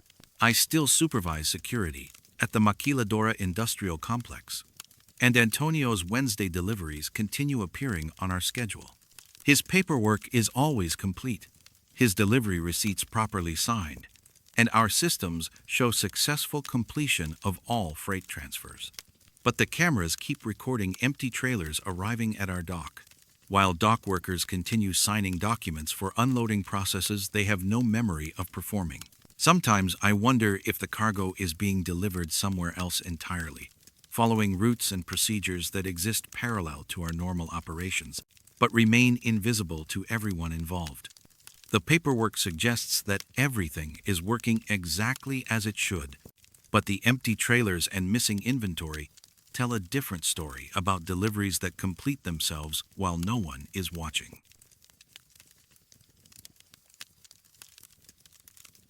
Sometimes mirrors show you things that haven't happened yet, or maybe things that happened to someone else entirely. I'm Daniel Gutierrez, and I've been supervising Border Patrol checkpoint operations at Del Rio for 7 years. The overnight shift means monitoring the steady flow of commercial traffic crossing between Texas and Coahuila, ensuring that drivers follow proper procedures and documentation requirements. After enough years watching the same experienced truckers navigate our inspection protocols, you develop an instinct for recognizing when someone is experiencing genuine distress versus routine travel fatigue. When Rachel Morrison called in about her mirrors on June 11, 2024, her voice carried a note of confusion that made me take her report seriously, even though what she described seemed impossible. Rachel was a veteran livestock transport driver, 29 years old, with 11 years of experience hauling cattle between ranches in South Texas and processing facilities across the border. She specialized in the delicate work of transporting breeding stock, animals that required careful handling and precise documentation for international health certifications. Her monthly crossings at Del Rio had become routine, always professional in her communication and meticulous in her adherence to animal transport regulations. That Tuesday evening started with normal radio contact. Rachel checked in with our dispatch at 7:45 p.m., reporting her approach to the checkpoint with 32 head of registered Angus cattle destined for a ranch outside Ciudad Acuña. Her livestock health certificates were in order, her trailer properly ventilated and equipped with water systems, and her estimated crossing time was well within normal parameters for animal transport procedures. At 8:07 p.m., Rachel's voice came through on our emergency frequency, but instead of her usual calm professionalism, she sounded uncertain, almost hesitant. Border Patrol Dispatch. This is Rachel Morrison approaching the checkpoint. I need to report some kind of equipment malfunction with my mirrors. I assumed she was dealing with a standard mechanical issue, broken mirror housing, loose mounting bracket, something that might require roadside assistance but wouldn't affect her crossing clearance. Rachel, this is Supervisor Gutierrez. What's the nature of your mirror problem? There was a long pause before she responded, and when her voice came back through, it carried an edge I'd never heard from her before. Supervisor, my mirrors aren't showing the right reflection. My side mirrors, rear view mirror, even the convex safety mirrors. They're all showing me things that don't match what I'm actually hauling. I asked her to clarify what she meant, thinking we might be dealing with a stress-related perceptual issue or possibly a medical emergency requiring immediate attention. My mirrors are showing an empty trailer, Rachel said, but I can hear the cattle moving around behind me, and my weight distribution feels normal for a full load. The mirrors are also showing me on different roads, routes I'm not actually traveling. And Supervisor, sometimes when I look in the rearview mirror, the reflection shows a different driver. I dispatched a checkpoint officer to intercept Rachel's truck before she reached the main inspection area, wanting to assess her condition and determine if we were dealing with a medical emergency or equipment failure. Officer Martinez met her approximately 1 mile from our facility and conducted a preliminary welfare check while I monitored the radio traffic. Martinez's report was unsettling. Rachel appeared physically and mentally stable, with normal vital signs and coherent responses to questions about her cargo and route. But when he examined her truck's mirrors, they all reflected exactly what they should: the surrounding landscape, her livestock trailer with visible cattle through the ventilation slats, and Rachel herself in the driver's seat. Yet Rachel continued insisting that her mirrors were showing false images. Standing beside her truck while Martinez conducted his inspection, she pointed to her side mirror and described seeing an empty trailer on a highway she'd never driven, with landscape that didn't match the Del Rio area. When she looked in her rearview mirror, she claimed to see a different person entirely, someone she didn't recognize driving her truck. Martinez called me to the scene, and when I arrived, Rachel was sitting in her cab looking genuinely distressed. She agreed to step out of the vehicle so I could examine the mirrors myself. And from my perspective, everything appeared normal. The mirrors reflected the appropriate images: her truck, the trailer with visible livestock, the checkpoint facilities, and the evening landscape around Del Rio. But as Rachel approached her side mirror to demonstrate what she was seeing, something made me step closer and look more carefully at the reflection. For just a moment, I thought I saw something that didn't match the actual scene. A fleeting image of empty highway stretching in a direction that would have led away from our checkpoint entirely. "Supervisor Gutierrez," Rachel said, pointing at the same mirror. "Right now it's showing me driving south on a road that leads directly toward the Rio Grande. But there's no bridge in the reflection, just the road ending at the riverbank." I looked again, but the mirror showed only the normal checkpoint environment. However, Rachel's description made me uncomfortable, because there was indeed an old ranch road about 10 miles south of our location that had once led to a river crossing before flooding had made it impassable in the 1990s. We completed Rachel's inspection without finding any mechanical problems with her mirrors or any other equipment. Her livestock were healthy and properly documented. Her paperwork was in order, and there was no medical or logistical reason to delay her crossing. But as she prepared to continue into Mexico, Rachel asked me to check her logbook one more time. The final entry, which she had supposedly written just before reaching our checkpoint, described driving south on Ranch Road 214 toward a river crossing that no longer existed. The handwriting was clearly Rachel's, but the route described would have taken her away from the international bridge and directly into the Rio Grande, at a point where the old ferry crossing had been abandoned for decades. Rachel had no memory of writing that logbook entry, and when I showed it to her, she seemed genuinely confused by the route description. According to her recollection, she had driven directly from her pickup point to our checkpoint using the standard highway route, with no detours or navigation errors. After clearing Rachel for crossing, I filed an incident report and requested that our checkpoint systems flag her vehicle for additional monitoring during future crossings. But 3 weeks later, when Rachel's next monthly transport was scheduled, she never arrived at our facility. Her company reported that she had departed on schedule with a load of cattle, but neither she nor her truck could be located. The search operation lasted 4 days, covering highways and ranch roads throughout South Texas. We found Rachel's truck on the morning of the 4th day, parked on Ranch Road 214, exactly where her logbook entry had described, at the abandoned river crossing, where the old ferry service had operated before the bridge was built.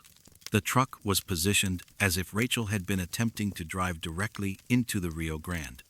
Her livestock trailer was empty, with no signs of the cattle she had been transporting, and no evidence of how 32 head of cattle could have been unloaded in such a remote location. Rachel was found in her sleeper cab, conscious but unresponsive, staring at her rear-view mirror with the same distant expression I'd seen in other cases of severe psychological trauma. When paramedics transported Rachel to the hospital, she remained fixated on her mirror reflections, occasionally reaching toward the rear-view mirror and speaking to someone who wasn't there. Medical evaluation found no physical injuries or toxicological factors, but she maintained no memory of how she had arrived at the river crossing or what had happened to her cargo. The investigation revealed that Rachel's route, tracked through GPS and fuel purchase records, showed her driving directly from the ranch to our checkpoint and then continuing to the delivery destination in Mexico. But her truck's computer system recorded a different journey entirely, one that matched the route described in her final logbook entry, leading to the abandoned river crossing where we found her. Rachel recovered physically, but never returned to livestock transport. Her company reassigned her to local delivery routes that didn't require border crossings, and she never discussed what she had seen in her mirrors during that final crossing. But sometimes, during routine checkpoint inspections, other drivers mention mirror irregularities, reflections that don't match their actual surroundings, images of roads they're not traveling, or glimpses of different drivers in their rearview mirrors. When I checked their mirrors myself, everything appears normal. But I've learned to pay attention when experienced drivers report seeing things that shouldn't be there. The old river crossing where we found Rachel remains accessible by Ranch Road, and occasionally I drive out there during quiet shifts to check on the area. The abandoned ferry landing still shows tire tracks from Rachel's truck, and sometimes, when the light is right, you can see other tire impressions in the dirt. Older tracks that suggest other drivers may have followed routes their mirrors showed them, leading to places they never intended to go.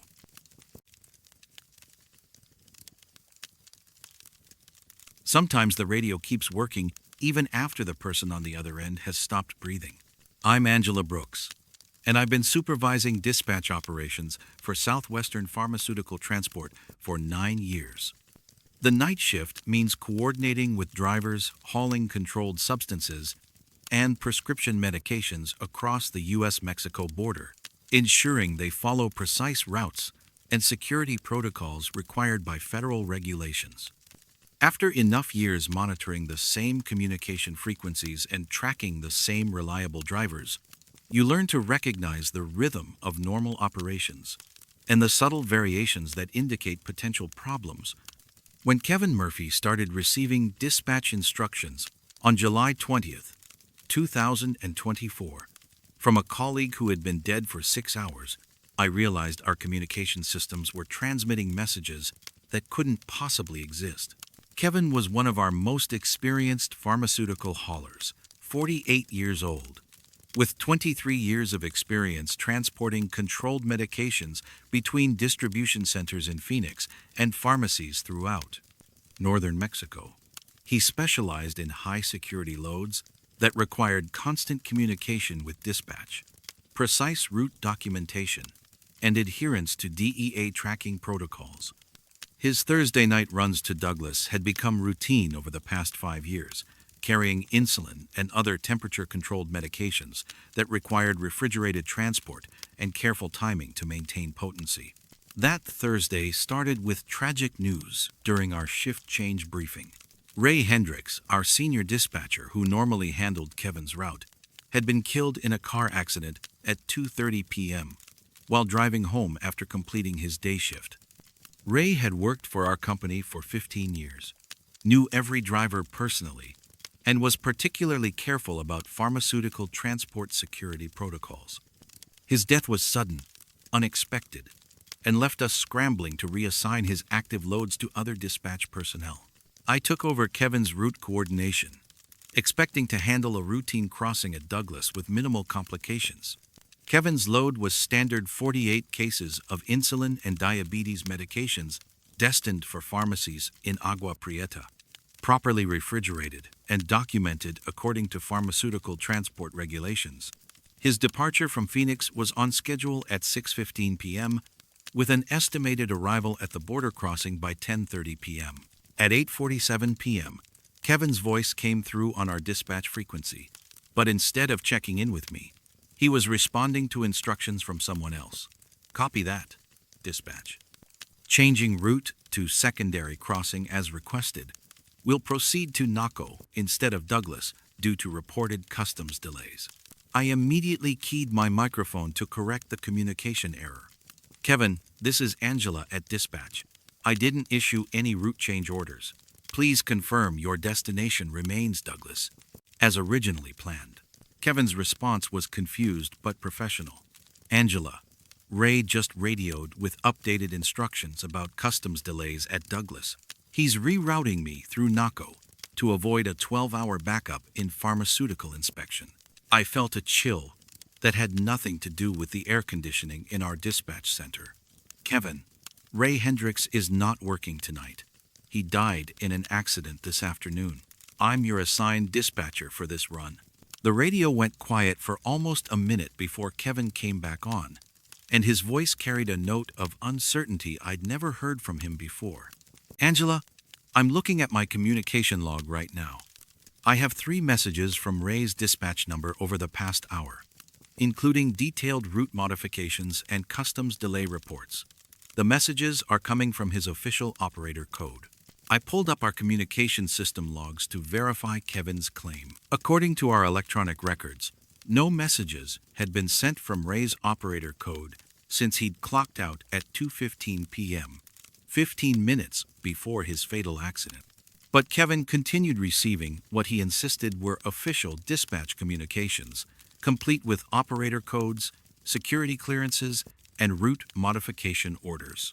"Angela, I'm getting another message from Ray right now," Kevin said, his transmission overlapping with electronic interference I'd never heard on our frequency before. "He's saying there's been security incidents at multiple border crossings, and pharmaceutical loads are being targeted for theft. He wants me to use alternate routes and avoid main highways. I contacted our IT department to investigate potential system intrusions or communication equipment malfunctions, but their initial assessment showed all systems operating normally. Ray's access codes had been automatically disabled following notification of his death, and no unauthorized users were logged into our dispatch system." Yet Kevin continued receiving detailed instructions that he attributed to Ray Hendricks, messages that showed intimate knowledge of pharmaceutical transport protocols and specific security concerns that only an experienced dispatcher would know about. The communications included route changes, delivery schedule modifications, and customs documentation updates that were technically accurate but increasingly paranoid in tone. "Ray's telling me to avoid the main Douglas crossing entirely," Kevin reported at 10:15 p.m., his voice strained with confusion. "Says there's been federal investigations into pharmaceutical theft rings, and regular routes are being monitored by criminal organizations. He wants me to use back roads and unofficial crossing points." The route Kevin described, based on the instructions he was receiving, would have taken him through remote desert areas where no legal border crossings existed. When I tried to redirect him back to the main highway, Kevin insisted that Ray was providing more current security information than I had access to, and that he was obligated to follow senior dispatcher instructions. "Angela, Ray says you're not cleared for high-security pharmaceutical transport protocols," Kevin transmitted. "He's upgraded my load classification due to theft threats, and only Level 4 dispatchers can authorize route changes for controlled substance shipments." Ray Hendricks had indeed been a Level 4 dispatcher, the highest security clearance in our company. But Kevin's load classification was standard pharmaceutical transport, not the high security category that would require special protocols. More disturbing was the fact that Ray had never mentioned any federal investigations or theft ring activities during his final shift. By midnight, Kevin had been following phantom dispatch instructions for over 3 hours, driving through increasingly remote areas of southern Arizona based on route changes that existed only in his radio communications. When I finally convinced him to stop and verify his location using GPS, he was over 60 miles off his planned route, parked on a dirt road that didn't appear on any official border crossing maps. "Angela, Ray's getting really insistent about avoiding the real route," Kevin said, and for the first time, his voice carried genuine fear. "He keeps saying that if I follow standard procedures, I'll end up like the other pharmaceutical drivers who got targeted. But he won't explain what happened to them, and I can't find any company records of recent security incidents." I dispatched a recovery team to Kevin's GPS coordinates while staying in radio contact, but the phantom communications continued. Kevin reported receiving increasingly frantic instructions to abandon his load and proceed on foot to a pickup point where company security would meet him. The messages warned that his truck was being tracked by criminal organizations and that staying with the vehicle would result in robbery and possible violence. "Ray says the company's been infiltrated," Kevin transmitted, his voice breaking. "Says he can't trust normal communication channels anymore, and he's been using emergency protocols to keep drivers safe." "But Angela, some of the things he's telling me about company operations, they don't make sense. He's talking about delivery routes we discontinued years ago and security procedures we never implemented." When our recovery team reached Kevin's location at 2:47 a.m., they found him sitting in his truck, engine running, staring at his radio, with the same distant expression I'd seen in other drivers who'd experienced severe psychological trauma. He was holding his microphone, occasionally responding to transmissions that no one else could hear, following instructions from a dispatcher who had died 18 hours earlier. The investigation revealed that Kevin's radio equipment was functioning normally, with no external interference or system malfunctions. But the communication logs from his truck told an impossible story. Detailed message exchanges with Ray Hendricks that continued for over 6 hours after his death, using operator codes that had been disabled, and discussing security protocols that existed only in Ray's personal knowledge. Kevin never returned to pharmaceutical transport.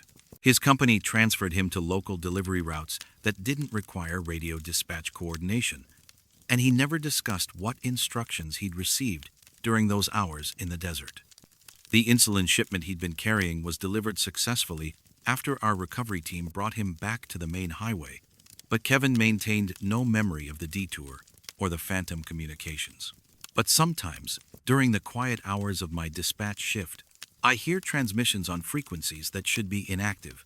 Experienced dispatchers giving route instructions, using operator codes that belong to people who aren't working anymore, warning drivers about security threats that may or may not exist, guiding them away from routes they're supposed to take toward destinations that exist only in radio communications, from voices that should have gone silent long ago.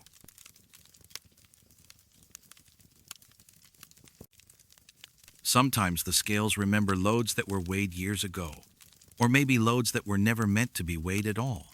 I'm Byron Walsh, and I've been calibrating and maintaining the commercial vehicle scales at Hidalgo Port of Entry for 14 years.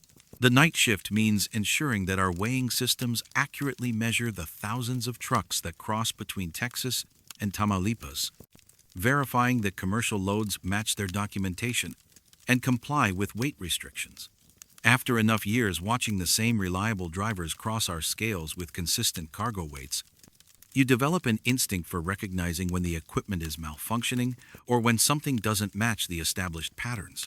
When Patricia Gonzalez's container truck began registering impossible weight readings on August 9, 2024, I assumed we were dealing with a scale calibration error until I realized the weights corresponded to cargo she'd hauled years earlier. Patricia was one of our most dependable container transport specialists, 35 years old, with 13 years of experience hauling sealed shipping containers between the Port of Houston and distribution centers throughout northern Mexico. She specialized in mixed cargo containers that required precise weight documentation and careful load balancing to maintain stability during transport. Her twice-weekly crossings at Hidalgo had become routine over the past 7 years, always professional in her communication and meticulous in her adherence to weight regulations. That Friday evening started with a disputed weight reading during Patricia's routine inspection. Her container was manifested at 38,400 pounds, well within legal limits and consistent with her typical mixed cargo loads. But when she crossed our primary scale at 8:43 p.m., the digital readout showed 42,700 pounds, exceeding the legal weight limit and requiring detention for additional inspection. Patricia seemed genuinely confused by the overweight reading, insisting that her cargo hadn't changed since departure from Houston and that her onboard weight sensors had shown normal readings throughout the journey. We directed her to our secondary scale for verification, standard procedure when dealing with weight discrepancies that might indicate measurement errors. The secondary scale showed a completely different reading, 36,100 pounds, 4,000 pounds less than her manifested weight, and inconsistent with both the primary scale and her cargo documentation. When I checked the scale calibration logs, both systems had been certified accurate within the past week, with no mechanical issues or environmental factors that might affect measurement precision. Mr. Walsh, I've been hauling this same type of load for 7 years, Patricia said as we prepared for a third weighing. I know what 38,000 pounds feels like in terms of handling and braking. Something's wrong with your scales. As Patricia's truck moved on to our tertiary scale for the third measurement, I noticed her CB radio was active, receiving transmissions on channel 19 But instead of the usual trucker chatter about road conditions and traffic, the voices were discussing specific cargo details, container numbers, weight distributions, and delivery schedules that seemed unusually detailed for casual conversation. The tertiary scale displayed yet another reading, 40,200 pounds, 3 different scales, 3 different weights, none of which matched Patricia's cargo manifest or the previous measurements. But as I documented the discrepancy, the CB radio in Patricia's cab began broadcasting a conversation that made me stop writing. Container HTXU 7,739,204. Mixed electronics and automotive parts. Gross weight 40,200 pounds. A voice was saying through the radio static. Delivered to Reynosa Distribution Center, March 15th, 2022. I looked at Patricia's current manifest. Her container number was completely different, and the cargo description didn't match what she was currently hauling. But the weight reading was exactly what our tertiary scale was showing. Patricia stared at her CB radio with an expression I'd never seen from her before, recognition mixed with confusion. "That was a load I hauled 2 years ago," she said quietly. "I remember that container number. But how could anyone know those details?" Before I could respond, her truck's weight reading changed again, even though she hadn't moved from the scale platform. The display now showed 36,100 pounds, matching our earlier secondary scale reading. At the same moment, the CB radio crackled with another transmission describing a different container with different cargo, dated from 18 months earlier. Container MXCD 8,847,321. Textile machinery components. Gross weight 36,100 pounds. Delivered to Matamoros facility January 9th, 2023. Patricia's face went pale. "That's another one of my old loads. I hauled that container over a year ago. But why are people talking about these shipments on CB radio? And why do the weights match what your scales are showing?" I contacted my supervisor to report the equipment malfunction, but as we waited for additional technicians, Patricia's truck continued registering different weights every few minutes, and each new reading was accompanied by CB radio transmissions describing cargo from different periods in her driving history. The voices provided precise details about containers she'd hauled years earlier, weights, dimensions, cargo descriptions, and delivery dates that would have been impossible for random truckers to know.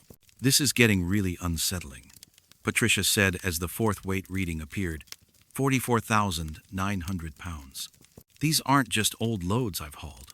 The radio is describing containers with cargo details I'd completely forgotten about." The CB transmission that accompanied this reading was different from the others, more urgent and detailed. It described a container that had been involved in what the voice called the Highway 283 incident, providing weight specifications and cargo details for a shipment that had resulted in a fatal accident. Patricia went completely silent, staring at her CB radio with the same distant expression I'd seen in other drivers who'd experienced severe trauma. After a long moment, she spoke in a voice barely above a whisper. "I didn't haul that container," she said. "I was behind that truck when it jackknifed on Highway 283. I saw the whole accident happen. The driver was killed instantly, but I never knew what cargo weight caused the trailer to become unstable." The scale reading remained steady at 44,900 pounds.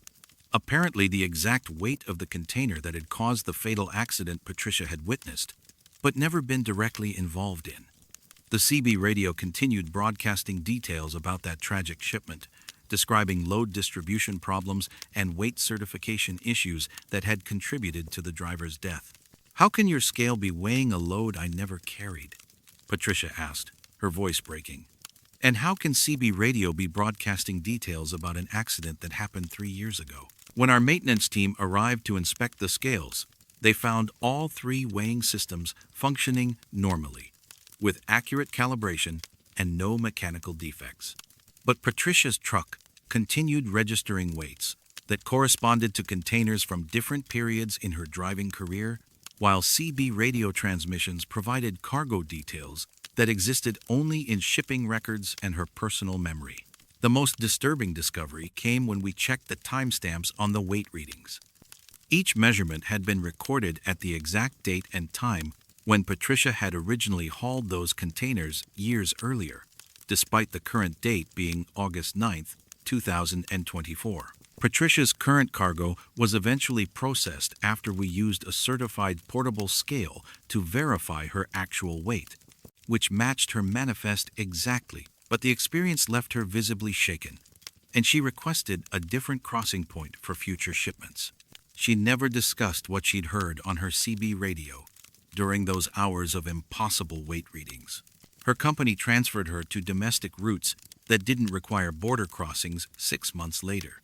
During her exit interview, Patricia mentioned having recurring dreams about hauling containers she'd never loaded, following routes to destinations that didn't exist, while voices on her CB radio described cargo details that belonged to other drivers from other times. I still maintain the scales at Hidalgo, and our weighing systems continue operating according to specifications. But sometimes, during routine inspections, drivers report weight readings that don't match their current loads, accompanied by CB radio transmissions describing cargo from years past. When I check the scale calibration, everything appears normal, but the readings suggest that some weights get recorded multiple times across different dates, as if the scales remember every load that was ever measured and occasionally display those memories instead of current reality. The voices on CB radio continue discussing containers and cargo details that belong to shipments from years ago, providing weight specifications and delivery information that exists only in archived shipping records, and the fading memories of drivers who've moved thousands of tons of cargo across borders that may not always distinguish between past and present loads. Sometimes the paperwork remembers things that haven't happened yet, or maybe things that happened too long ago to matter anymore. I'm Victoria Ramirez, and I've been processing customs documentation at Brownsville-Matamoros International Bridge for 12 years. The night shift means handling the continuous flow of commercial paperwork that keeps trade moving between Texas and Tamaulipas, manifests, bills of lading, inspection certificates, and health documentation, for everything from auto parts to livestock. After enough years reviewing the same forms filled out in the same careful handwriting by the same reliable drivers, you develop an eye for when something changes without explanation. When Thomas Williams's cattle manifest transformed itself on March 14, 2024, I thought I was looking at a clerical error until I realized the documentation was changing while I watched. Tank Williams was one of our most dependable livestock haulers, 54 years old, 30 years experience transporting cattle between ranches in South Texas and processing facilities across the border. His Tuesday evening runs had become routine over the past decade. 40 head of cattle from the Morrison Ranch outside Harlingen, destined for a processing plant in Matamoros. Tank's paperwork was always immaculate, his health certificates current, and his trailer properly ventilated and equipped for livestock transport. That Tuesday started normally. Tank arrived at our facility at 9:15 p.m., pulling his usual livestock trailer with the distinctive ventilation slats and water systems required for cattle transport. His initial documentation was standard cargo manifest listing 40 head of mixed-breed cattle, health certificates signed by the ranch veterinarian, and transportation permits valid for cross-border livestock movement. I processed the preliminary paperwork, while Agent Martinez conducted the physical inspection of Tank's load. Martinez's report confirmed what the manifest indicated: 40 healthy cattle, properly secured for transport, adequate water and ventilation, all animals showing normal behavior and meeting health requirements for cross-border movement. I stamped Tank's documents at 9:47 p.m. and cleared him for crossing, expecting him to reach his destination by 11 p.m. as usual. The discrepancy emerged when Tank's receiving facility called the following morning, reporting that he'd never arrived and asking about potential delays at our crossing. I pulled up Tank's file to verify his departure time and noticed something that made me double-check our filing system. The cargo manifest in Tank's folder no longer matched what I remembered processing the night before. Instead of listing 40 mixed-breed cattle from Morrison Ranch dated March 14, 2024, the documents now showed a shipment of 36 head from a ranch I'd never heard of, Esperanza Cattle Company, dated March 14, 2004. But more disturbing than the changed dates and ranch names was the condition noted on the health certificates. According to the documents now in the file, all 36 cattle had died during transport from dehydration and heat stress. The veterinary report described a catastrophic failure of the trailer's water system, leading to the loss of the entire shipment, somewhere between Brownsville and Matamoros. I assumed we'd mixed up files with an old incident report, but when I searched our database for any records of Esperanza Cattle Company or a livestock loss incident on March 14, 2004, I found nothing. No such ranch existed in our records, and we had no documentation of any major livestock deaths during transport on that date or any date close to it. When I called Agent Martinez to review his inspection report, he confirmed that he'd examined 40 healthy cattle the previous evening, and that his documentation reflected a normal crossing with no problems. But when he pulled up his electronic report, filed automatically when he completed the inspection, it told a different story. Martinez's electronic report described examining 36 deceased cattle in various stages of decomposition, with detailed notes about investigating a water system failure and coordinating with veterinary authorities about proper disposal procedures. The report was thorough, professional, and completely inconsistent with what Martinez clearly remembered doing. "Victoria, I know what I saw," Martinez told me when we met to review the discrepancies. "I spent 20 minutes in that trailer checking healthy cattle. But my own report says I was documenting dead animals and looking into equipment failure. This doesn't make sense." I requested security footage from Tank's crossing to resolve the contradictions between memory and documentation. The cameras showed Tank's truck arriving on schedule and proceeding through normal inspection procedures, but what they captured in the trailer bay was impossible to reconcile with any of our records. The footage showed Tank pulling an empty livestock trailer. No cattle, no water systems, no equipment. Just an empty cargo space with clean floors and unused securing points. But the weight sensors at our entry checkpoint had recorded the truck at full load, consistent with carrying 40 head of cattle. Martinez appeared on camera, conducting a detailed inspection of the empty trailer, examining areas where cattle should have been, and taking notes on conditions that didn't exist. For 20 minutes, he methodically inspected empty space, occasionally nodding and speaking into his radio as if reporting on livestock conditions. Most unsettling was Tank's behavior during the inspection. The cameras showed him standing beside his empty trailer, occasionally gesturing toward areas inside the cargo space, and responding to questions from Martinez about cattle that weren't there. Both men appeared to be having detailed conversations about livestock transport procedures while examining an empty trailer. When we finally reached Tank by phone, he was confused by our questions about documentation discrepancies and missing cattle. According to his recollection, he'd delivered 40 healthy cattle to the Matamoros facility on schedule, received normal payment confirmation, and returned to Texas without incident. He had no memory of equipment failures, livestock deaths, or any problems during transport. But when we asked him to check his own shipping records, Tank's confusion deepened. His driver logs showed that he'd transported 36 cattle from Esperanza Cattle Company, not 40 from Morrison Ranch.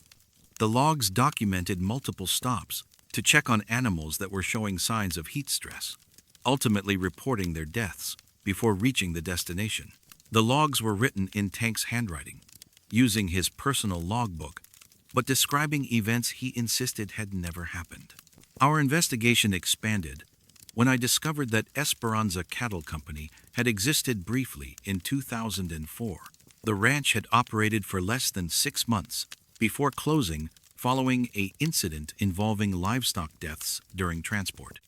According to archived reports, the ranch's owner had attempted to cut costs by using inadequate transportation, leading to the loss of multiple shipments and eventual bankruptcy. The incident that ended Esperanza Cattle Company had involved 36 cattle dying during transport on March 14, 2004. The trailer's water system had failed, and the cattle had died from dehydration and heat stress, exactly as described in the documents that had mysteriously appeared in Tank's file. But there was no record of that shipment crossing at Brownsville, and Tank Williams had been working a different route in 2004, hauling grain rather than livestock. Tank continued making his regular runs after the incident, but his manifest always showed deliveries that had somehow already been completed. His paperwork would document successful transport of healthy cattle, but the electronic records would reflect deliveries of animals that had died years earlier, from ranches that had closed, following routes that no longer existed. The receiving facilities continued accepting his deliveries and confirming successful transport of healthy livestock, but their own records would show receipt of shipments that had failed decades earlier. Everyone involved remembered successful transactions, but the documentation told stories of disasters that had happened before most of us started working in cross-border transport. I still process customs documentation at Brownsville, and Tank's Tuesday evening runs continue appearing on my schedule. His paperwork always starts out looking normal, documenting current livestock from active ranches, but by morning it's transformed into records of failures and losses from years past. The security cameras continue showing empty trailers being inspected as if they contained livestock, while weight sensors confirm loads that don't appear to exist. Sometimes I wonder if the paperwork is trying to tell us about disasters we haven't experienced yet, or if we're processing the same failed shipments over and over, trapped in documentation that changes itself to match tragedies that are somehow both in the past and yet to come.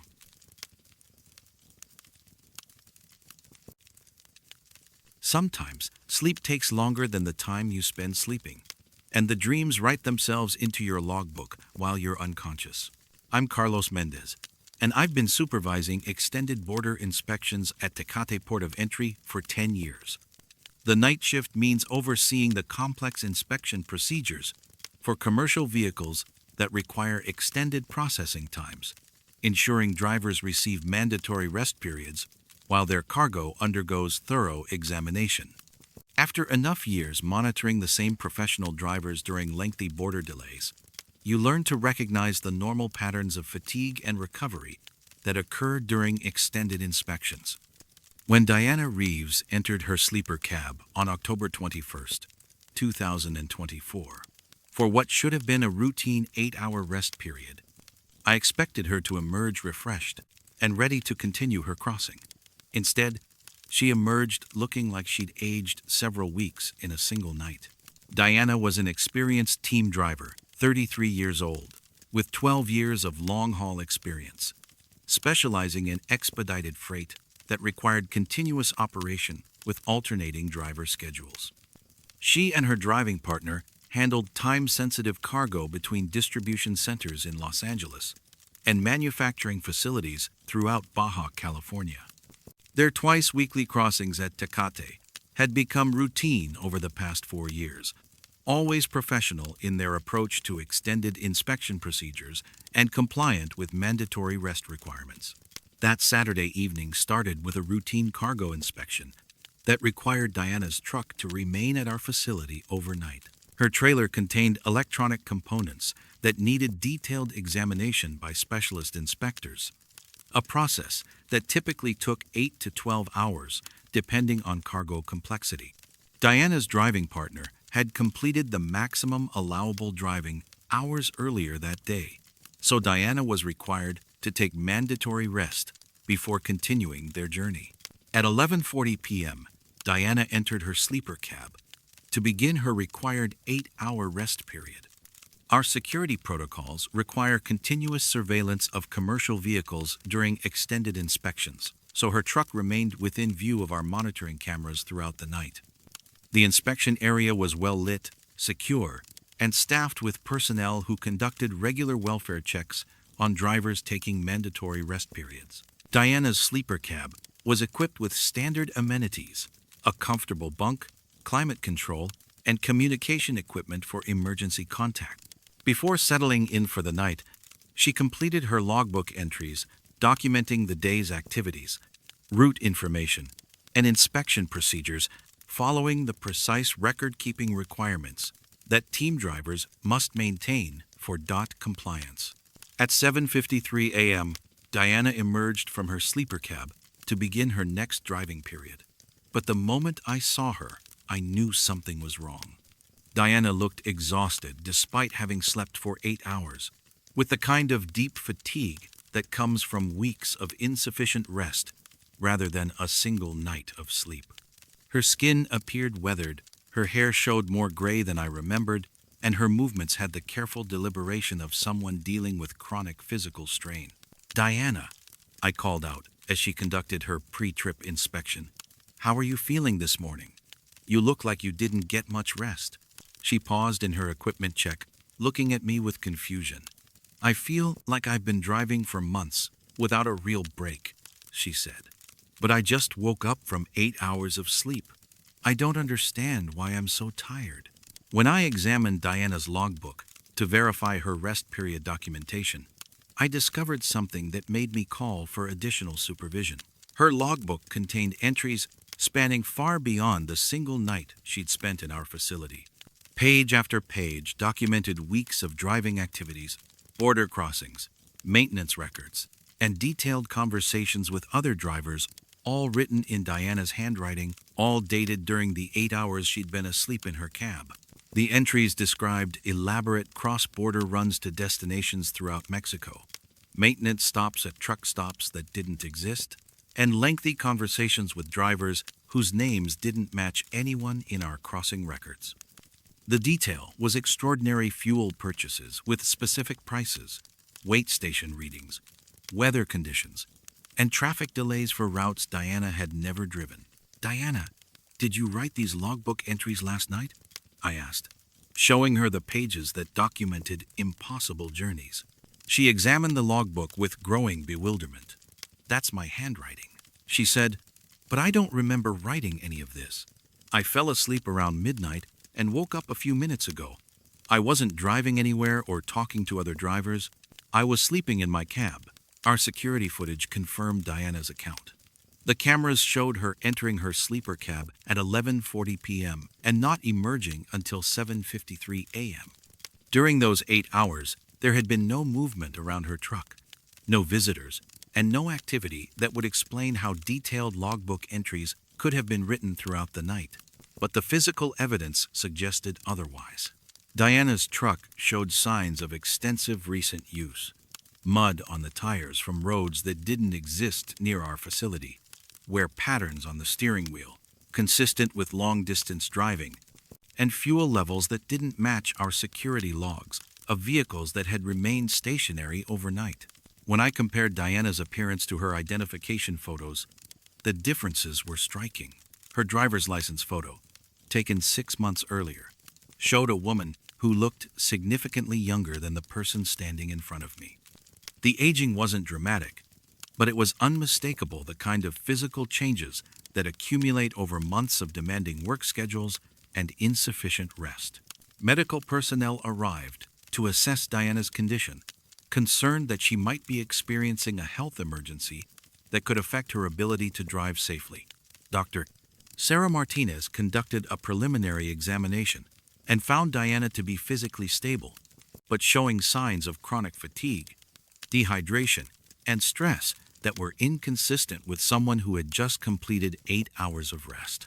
Her vital signs are normal, but she's showing physical indicators of prolonged sleep deprivation, Dr. Martinez told me. Based on her appearance and the condition of her hair, skin, and nails, I'd estimate she's aged several weeks since yesterday, but that's medically impossible. The investigation expanded when we discovered that Diana's logbook entries referenced other drivers and specific events that had occurred during her supposed rest period. The conversations described in her handwriting included detailed discussions about border delays, route changes, and mechanical problems with drivers who had actually crossed through our facility during the night. Officer Lisa Torres had processed several of those drivers and confirmed that the conversations described in Diana's logbook had actually taken place, but with other drivers, not with Diana, who had been asleep in her cab during all of those interactions. Diana's logbook contained accurate quotes, specific details, and precise timing for conversations she hadn't participated in, but had somehow recorded in her own handwriting. She's documented conversations I had with 3 different drivers last night, Torres told me. The quotes are accurate, the details are correct, but Diana was asleep during all of these interactions. How could she know what was said? When Diana reviewed the logbook entries attributed to her nighttime writing, she seemed to recognize some of the experiences described, but as if remembering dreams rather than actual events. She could recall fragments of the long drives documented in her logbook, vague memories of conversations with other drivers, and impressions of routes through unfamiliar territory. "It feels like I was driving all night," Diana said, reading through her own handwriting with growing unease. "I remember being tired, talking to other drivers on CB radio, stopping for fuel at truck stops I'd never seen before. But I know I was asleep in my cab the whole time." The medical evaluation concluded that Diana was physically capable of continuing her journey, but Dr. Martinez recommended a comprehensive health assessment at Diana's home medical facility. The aging process she'd experienced was unprecedented, but her current condition didn't pose an immediate safety risk for commercial driving. Diana completed her border crossing and continued to her destination, but her logbook continued filling itself with impossible entries. Each night, regardless of where she parked for mandatory rest, her logbook would document elaborate driving activities, conversations with other drivers, and maintenance procedures that occurred while she slept. Her driving partner confirmed that Diana never left their truck during rest periods, but each morning she would emerge looking more fatigued and aged, with detailed records of journeys that had taken place only in her logbook. The physical evidence, worn tires, fuel consumption, mechanical wear, suggested that their truck was somehow accumulating miles and operating hours that didn't correspond to their actual routes. Diana stopped crossing at Tecate 6 months later, when the accumulated aging from her impossible nocturnal journeys became too significant to ignore. Her company transferred her to local delivery routes that didn't require overnight stays, but even during brief rest stops, her logbooks continued documenting phantom journeys that aged her while she slept. I still supervise extended inspections at Tecate, and our security cameras continue recording drivers taking mandatory rest in their sleeper cabs. But sometimes, during routine morning checks, drivers emerge from their rest periods looking older than they should, with logbooks that document journeys they never took and conversations they never had. The security footage always shows them sleeping peacefully in their cabs, but their handwriting tells stories of weeks or months of driving that occurred in the time it takes to get 8 hours of rest. Some routes leave evidence in your odometer, but disappear from every map ever made. I'm Amanda Silva, and I've been coordinating bridge operations at Eagle Pass Piedras Negras for 13 years. The night shift means monitoring the flow of commercial traffic between Texas and Coahuila, tracking vehicle movements through our electronic systems, while ensuring that crossing procedures comply with both American and Mexican border regulations. After enough years watching the same reliable drivers navigate our crossing protocols, you develop an instinct for recognizing when electronic tracking data doesn't match the physical evidence of a journey. When Carlos Mendoza completed his routine crossing on November 18, 2024, his GPS systems showed a standard border transit, but his truck told the story of a much longer journey through places that don't appear on any satellite maps. Carlos was one of our most experienced cross-border specialists, 44 years old, with 21 years of experience hauling specialized cargo between manufacturing facilities in San Antonio and assembly plants throughout northern Mexico. He focused on precision equipment and electronic components that required careful handling and strict adherence to delivery schedules.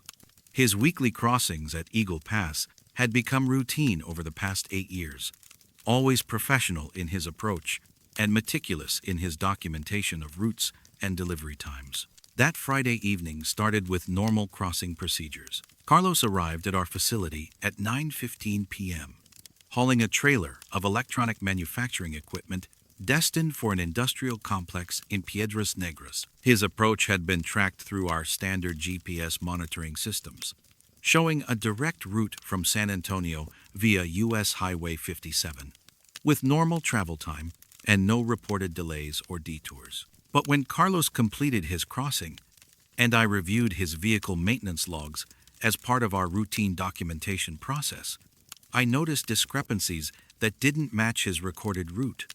His odometer showed 837 miles more than the direct distance from San Antonio to our bridge, and his fuel consumption was consistent with having driven nearly double the expected distance. "Carlos," I called out as he completed his paperwork, "your maintenance log is showing some unusual mileage. Did you make any detours or additional stops on your way here tonight?" He looked genuinely confused by my question. "No detours, Amanda. I drove straight down 57 like always. Left San Antonio at 4:30 p.m. Arrived here right on schedule. Same route I've taken every week for 8 years." When I showed him the odometer reading and fuel consumption data, Carlos examined his own records with growing bewilderment. His electronic logbook, which automatically recorded GPS waypoints throughout his journey, showed a direct route with normal mileage. But his truck's mechanical systems told a different story. Tire wear patterns consistent with extended highway driving, brake pad wear indicating mountain or hill driving that shouldn't exist on the flat route from San Antonio, and engine temperature logs showing prolonged operation in conditions that didn't match the mild November weather. "This doesn't make sense," Carlos said, reviewing his own vehicle data. "My GPS shows I drove 240 miles, but my odometer says I put on over 1,000 miles. How is that possible?" I requested a detailed review of our electronic tracking systems, thinking we might be dealing with a GPS malfunction or data corruption error. Our border monitoring equipment tracks all commercial vehicles from their approach to the crossing area through their departure, maintaining continuous records of location, speed, and route information. The tracking data confirmed Carlos's account. His truck had approached our facility via U.S. Highway 57, proceeding directly from San Antonio with no deviations from the standard route. But when I compared this electronic record to the physical evidence in his vehicle, the contradictions became more pronounced. Carlos's CB radio logs, which automatically recorded all transmissions during his journey, contained over 6 hours of conversations with other drivers, discussing road conditions, fuel stops, and traffic delays along routes that didn't match his GPS track. The conversations described truck stops that didn't exist along Highway 57, mountain passes that weren't part of his journey, and weather conditions that didn't correspond to the clear skies we'd experienced throughout the region. "Listen to this," I said, playing back one of the CB recordings. "You're talking to another driver about avoiding construction delays on Ranch Road 481, but that road is over 300 miles east of your route." Carlos listened to his own voice, discussing road conditions and traffic patterns for areas he insisted he'd never driven through. The conversations were detailed, professional, and included specific mile marker references and landmark descriptions that demonstrated intimate knowledge of routes he claimed to have never traveled. "That's definitely my voice," Carlos said, "but I don't remember having any of those conversations. I was listening to music most of the way, not talking on CB radio, and I've never driven through the areas we're discussing in those recordings." The investigation expanded when I discovered that the CB radio conversations included exchanges with drivers whose names and call signs weren't registered in our crossing logs for that day. According to our records, no other commercial vehicles had used the Eagle Pass Piedras Negras bridge during Carlos's crossing window, yet his radio logs documented detailed conversations with multiple drivers who claimed to be traveling the same route. Officer Martinez arrived to review the situation, and his examination of Carlos's truck revealed additional anomalies that couldn't be explained by a standard border crossing. The trailer's suspension showed settling patterns, consistent with having carried different weight distributions than the current load, and the refrigeration unit's temperature logs documented climate conditions that didn't match the electronic components Carlos was transporting. These temperature readings suggest the refrigeration system was maintaining conditions for pharmaceutical storage, Martinez observed. But your manifest shows electronic equipment that doesn't require temperature control. Carlos had no explanation for the refrigeration logs that documented maintaining pharmaceutical storage temperatures throughout a journey. His GPS systems insisted had been direct and routine. When Martinez examined the trailer's interior, the cargo was exactly as manifested: electronic manufacturing equipment, properly secured, and showing no signs of having been disturbed during transport. But the physical evidence suggested otherwise. The trailer's floor showed wear patterns from different types of cargo securing systems, and the walls displayed mounting points for equipment that wasn't part of Carlos's current load. The trailer appeared to have been configured for multiple different cargo types during the journey that his GPS claimed had been straightforward freight transport. "It's like my truck was on a completely different trip than what my electronic systems recorded," Carlos said as we reviewed the contradictory evidence. The physical wear, the radio conversations, the temperature logs, they all describe experiences I don't remember having. When I checked satellite imagery for the route Carlos's GPS claimed he had traveled, I found additional concerns. The images showed U.S. Highway 57 exactly as expected, with no construction, detours, or unusual conditions that might explain the discrepancies in his vehicle data. But the CB radio conversations described road conditions and landmarks that didn't appear in any current satellite photos. The most unsettling discovery came when I cross-referenced the CB radio conversations with historical route information.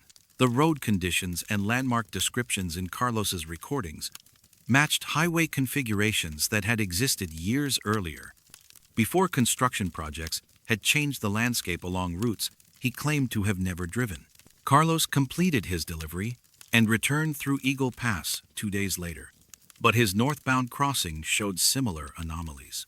His GPS tracked a direct route to San Antonio, but his vehicle systems recorded additional mileage, fuel consumption, and wear patterns that suggested an extended journey through terrain that doesn't appear on any official maps. His CB radio logs from the return trip contained conversations with drivers discussing route conditions for highways that had been decommissioned, truck stops that had been demolished, and weather patterns that belonged to different seasons and regions than his documented travel path. The pattern continued with each of Carlos's weekly crossings. His electronic tracking systems would show routine, direct routes between San Antonio and Piedras Negras, but his vehicle would accumulate mileage, wear, and operational data, consistent with much longer journeys through areas that existed only in CB radio conversations and mechanical evidence that couldn't be explained by his GPS-tracked routes. Carlos stopped crossing at Eagle Pass 4 months later, when the accumulated mileage discrepancies began affecting his vehicle's warranty and maintenance schedules. His company transferred him to domestic routes that didn't require border crossings, but even on local deliveries, his trucks continued showing evidence of phantom journeys that left physical traces while remaining invisible to all electronic tracking systems. I still coordinate bridge operations at Eagle Pass, and our GPS monitoring continues tracking commercial vehicles along documented routes between Texas and Coahuila.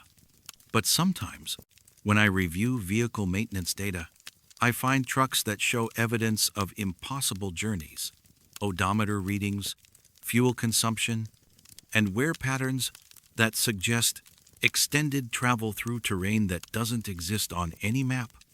Accompanied by CB radio logs of conversations with drivers who never officially crossed our bridge, but somehow shared the same phantom routes that leave evidence in mechanical systems while erasing themselves from every electronic record of where those journeys actually led.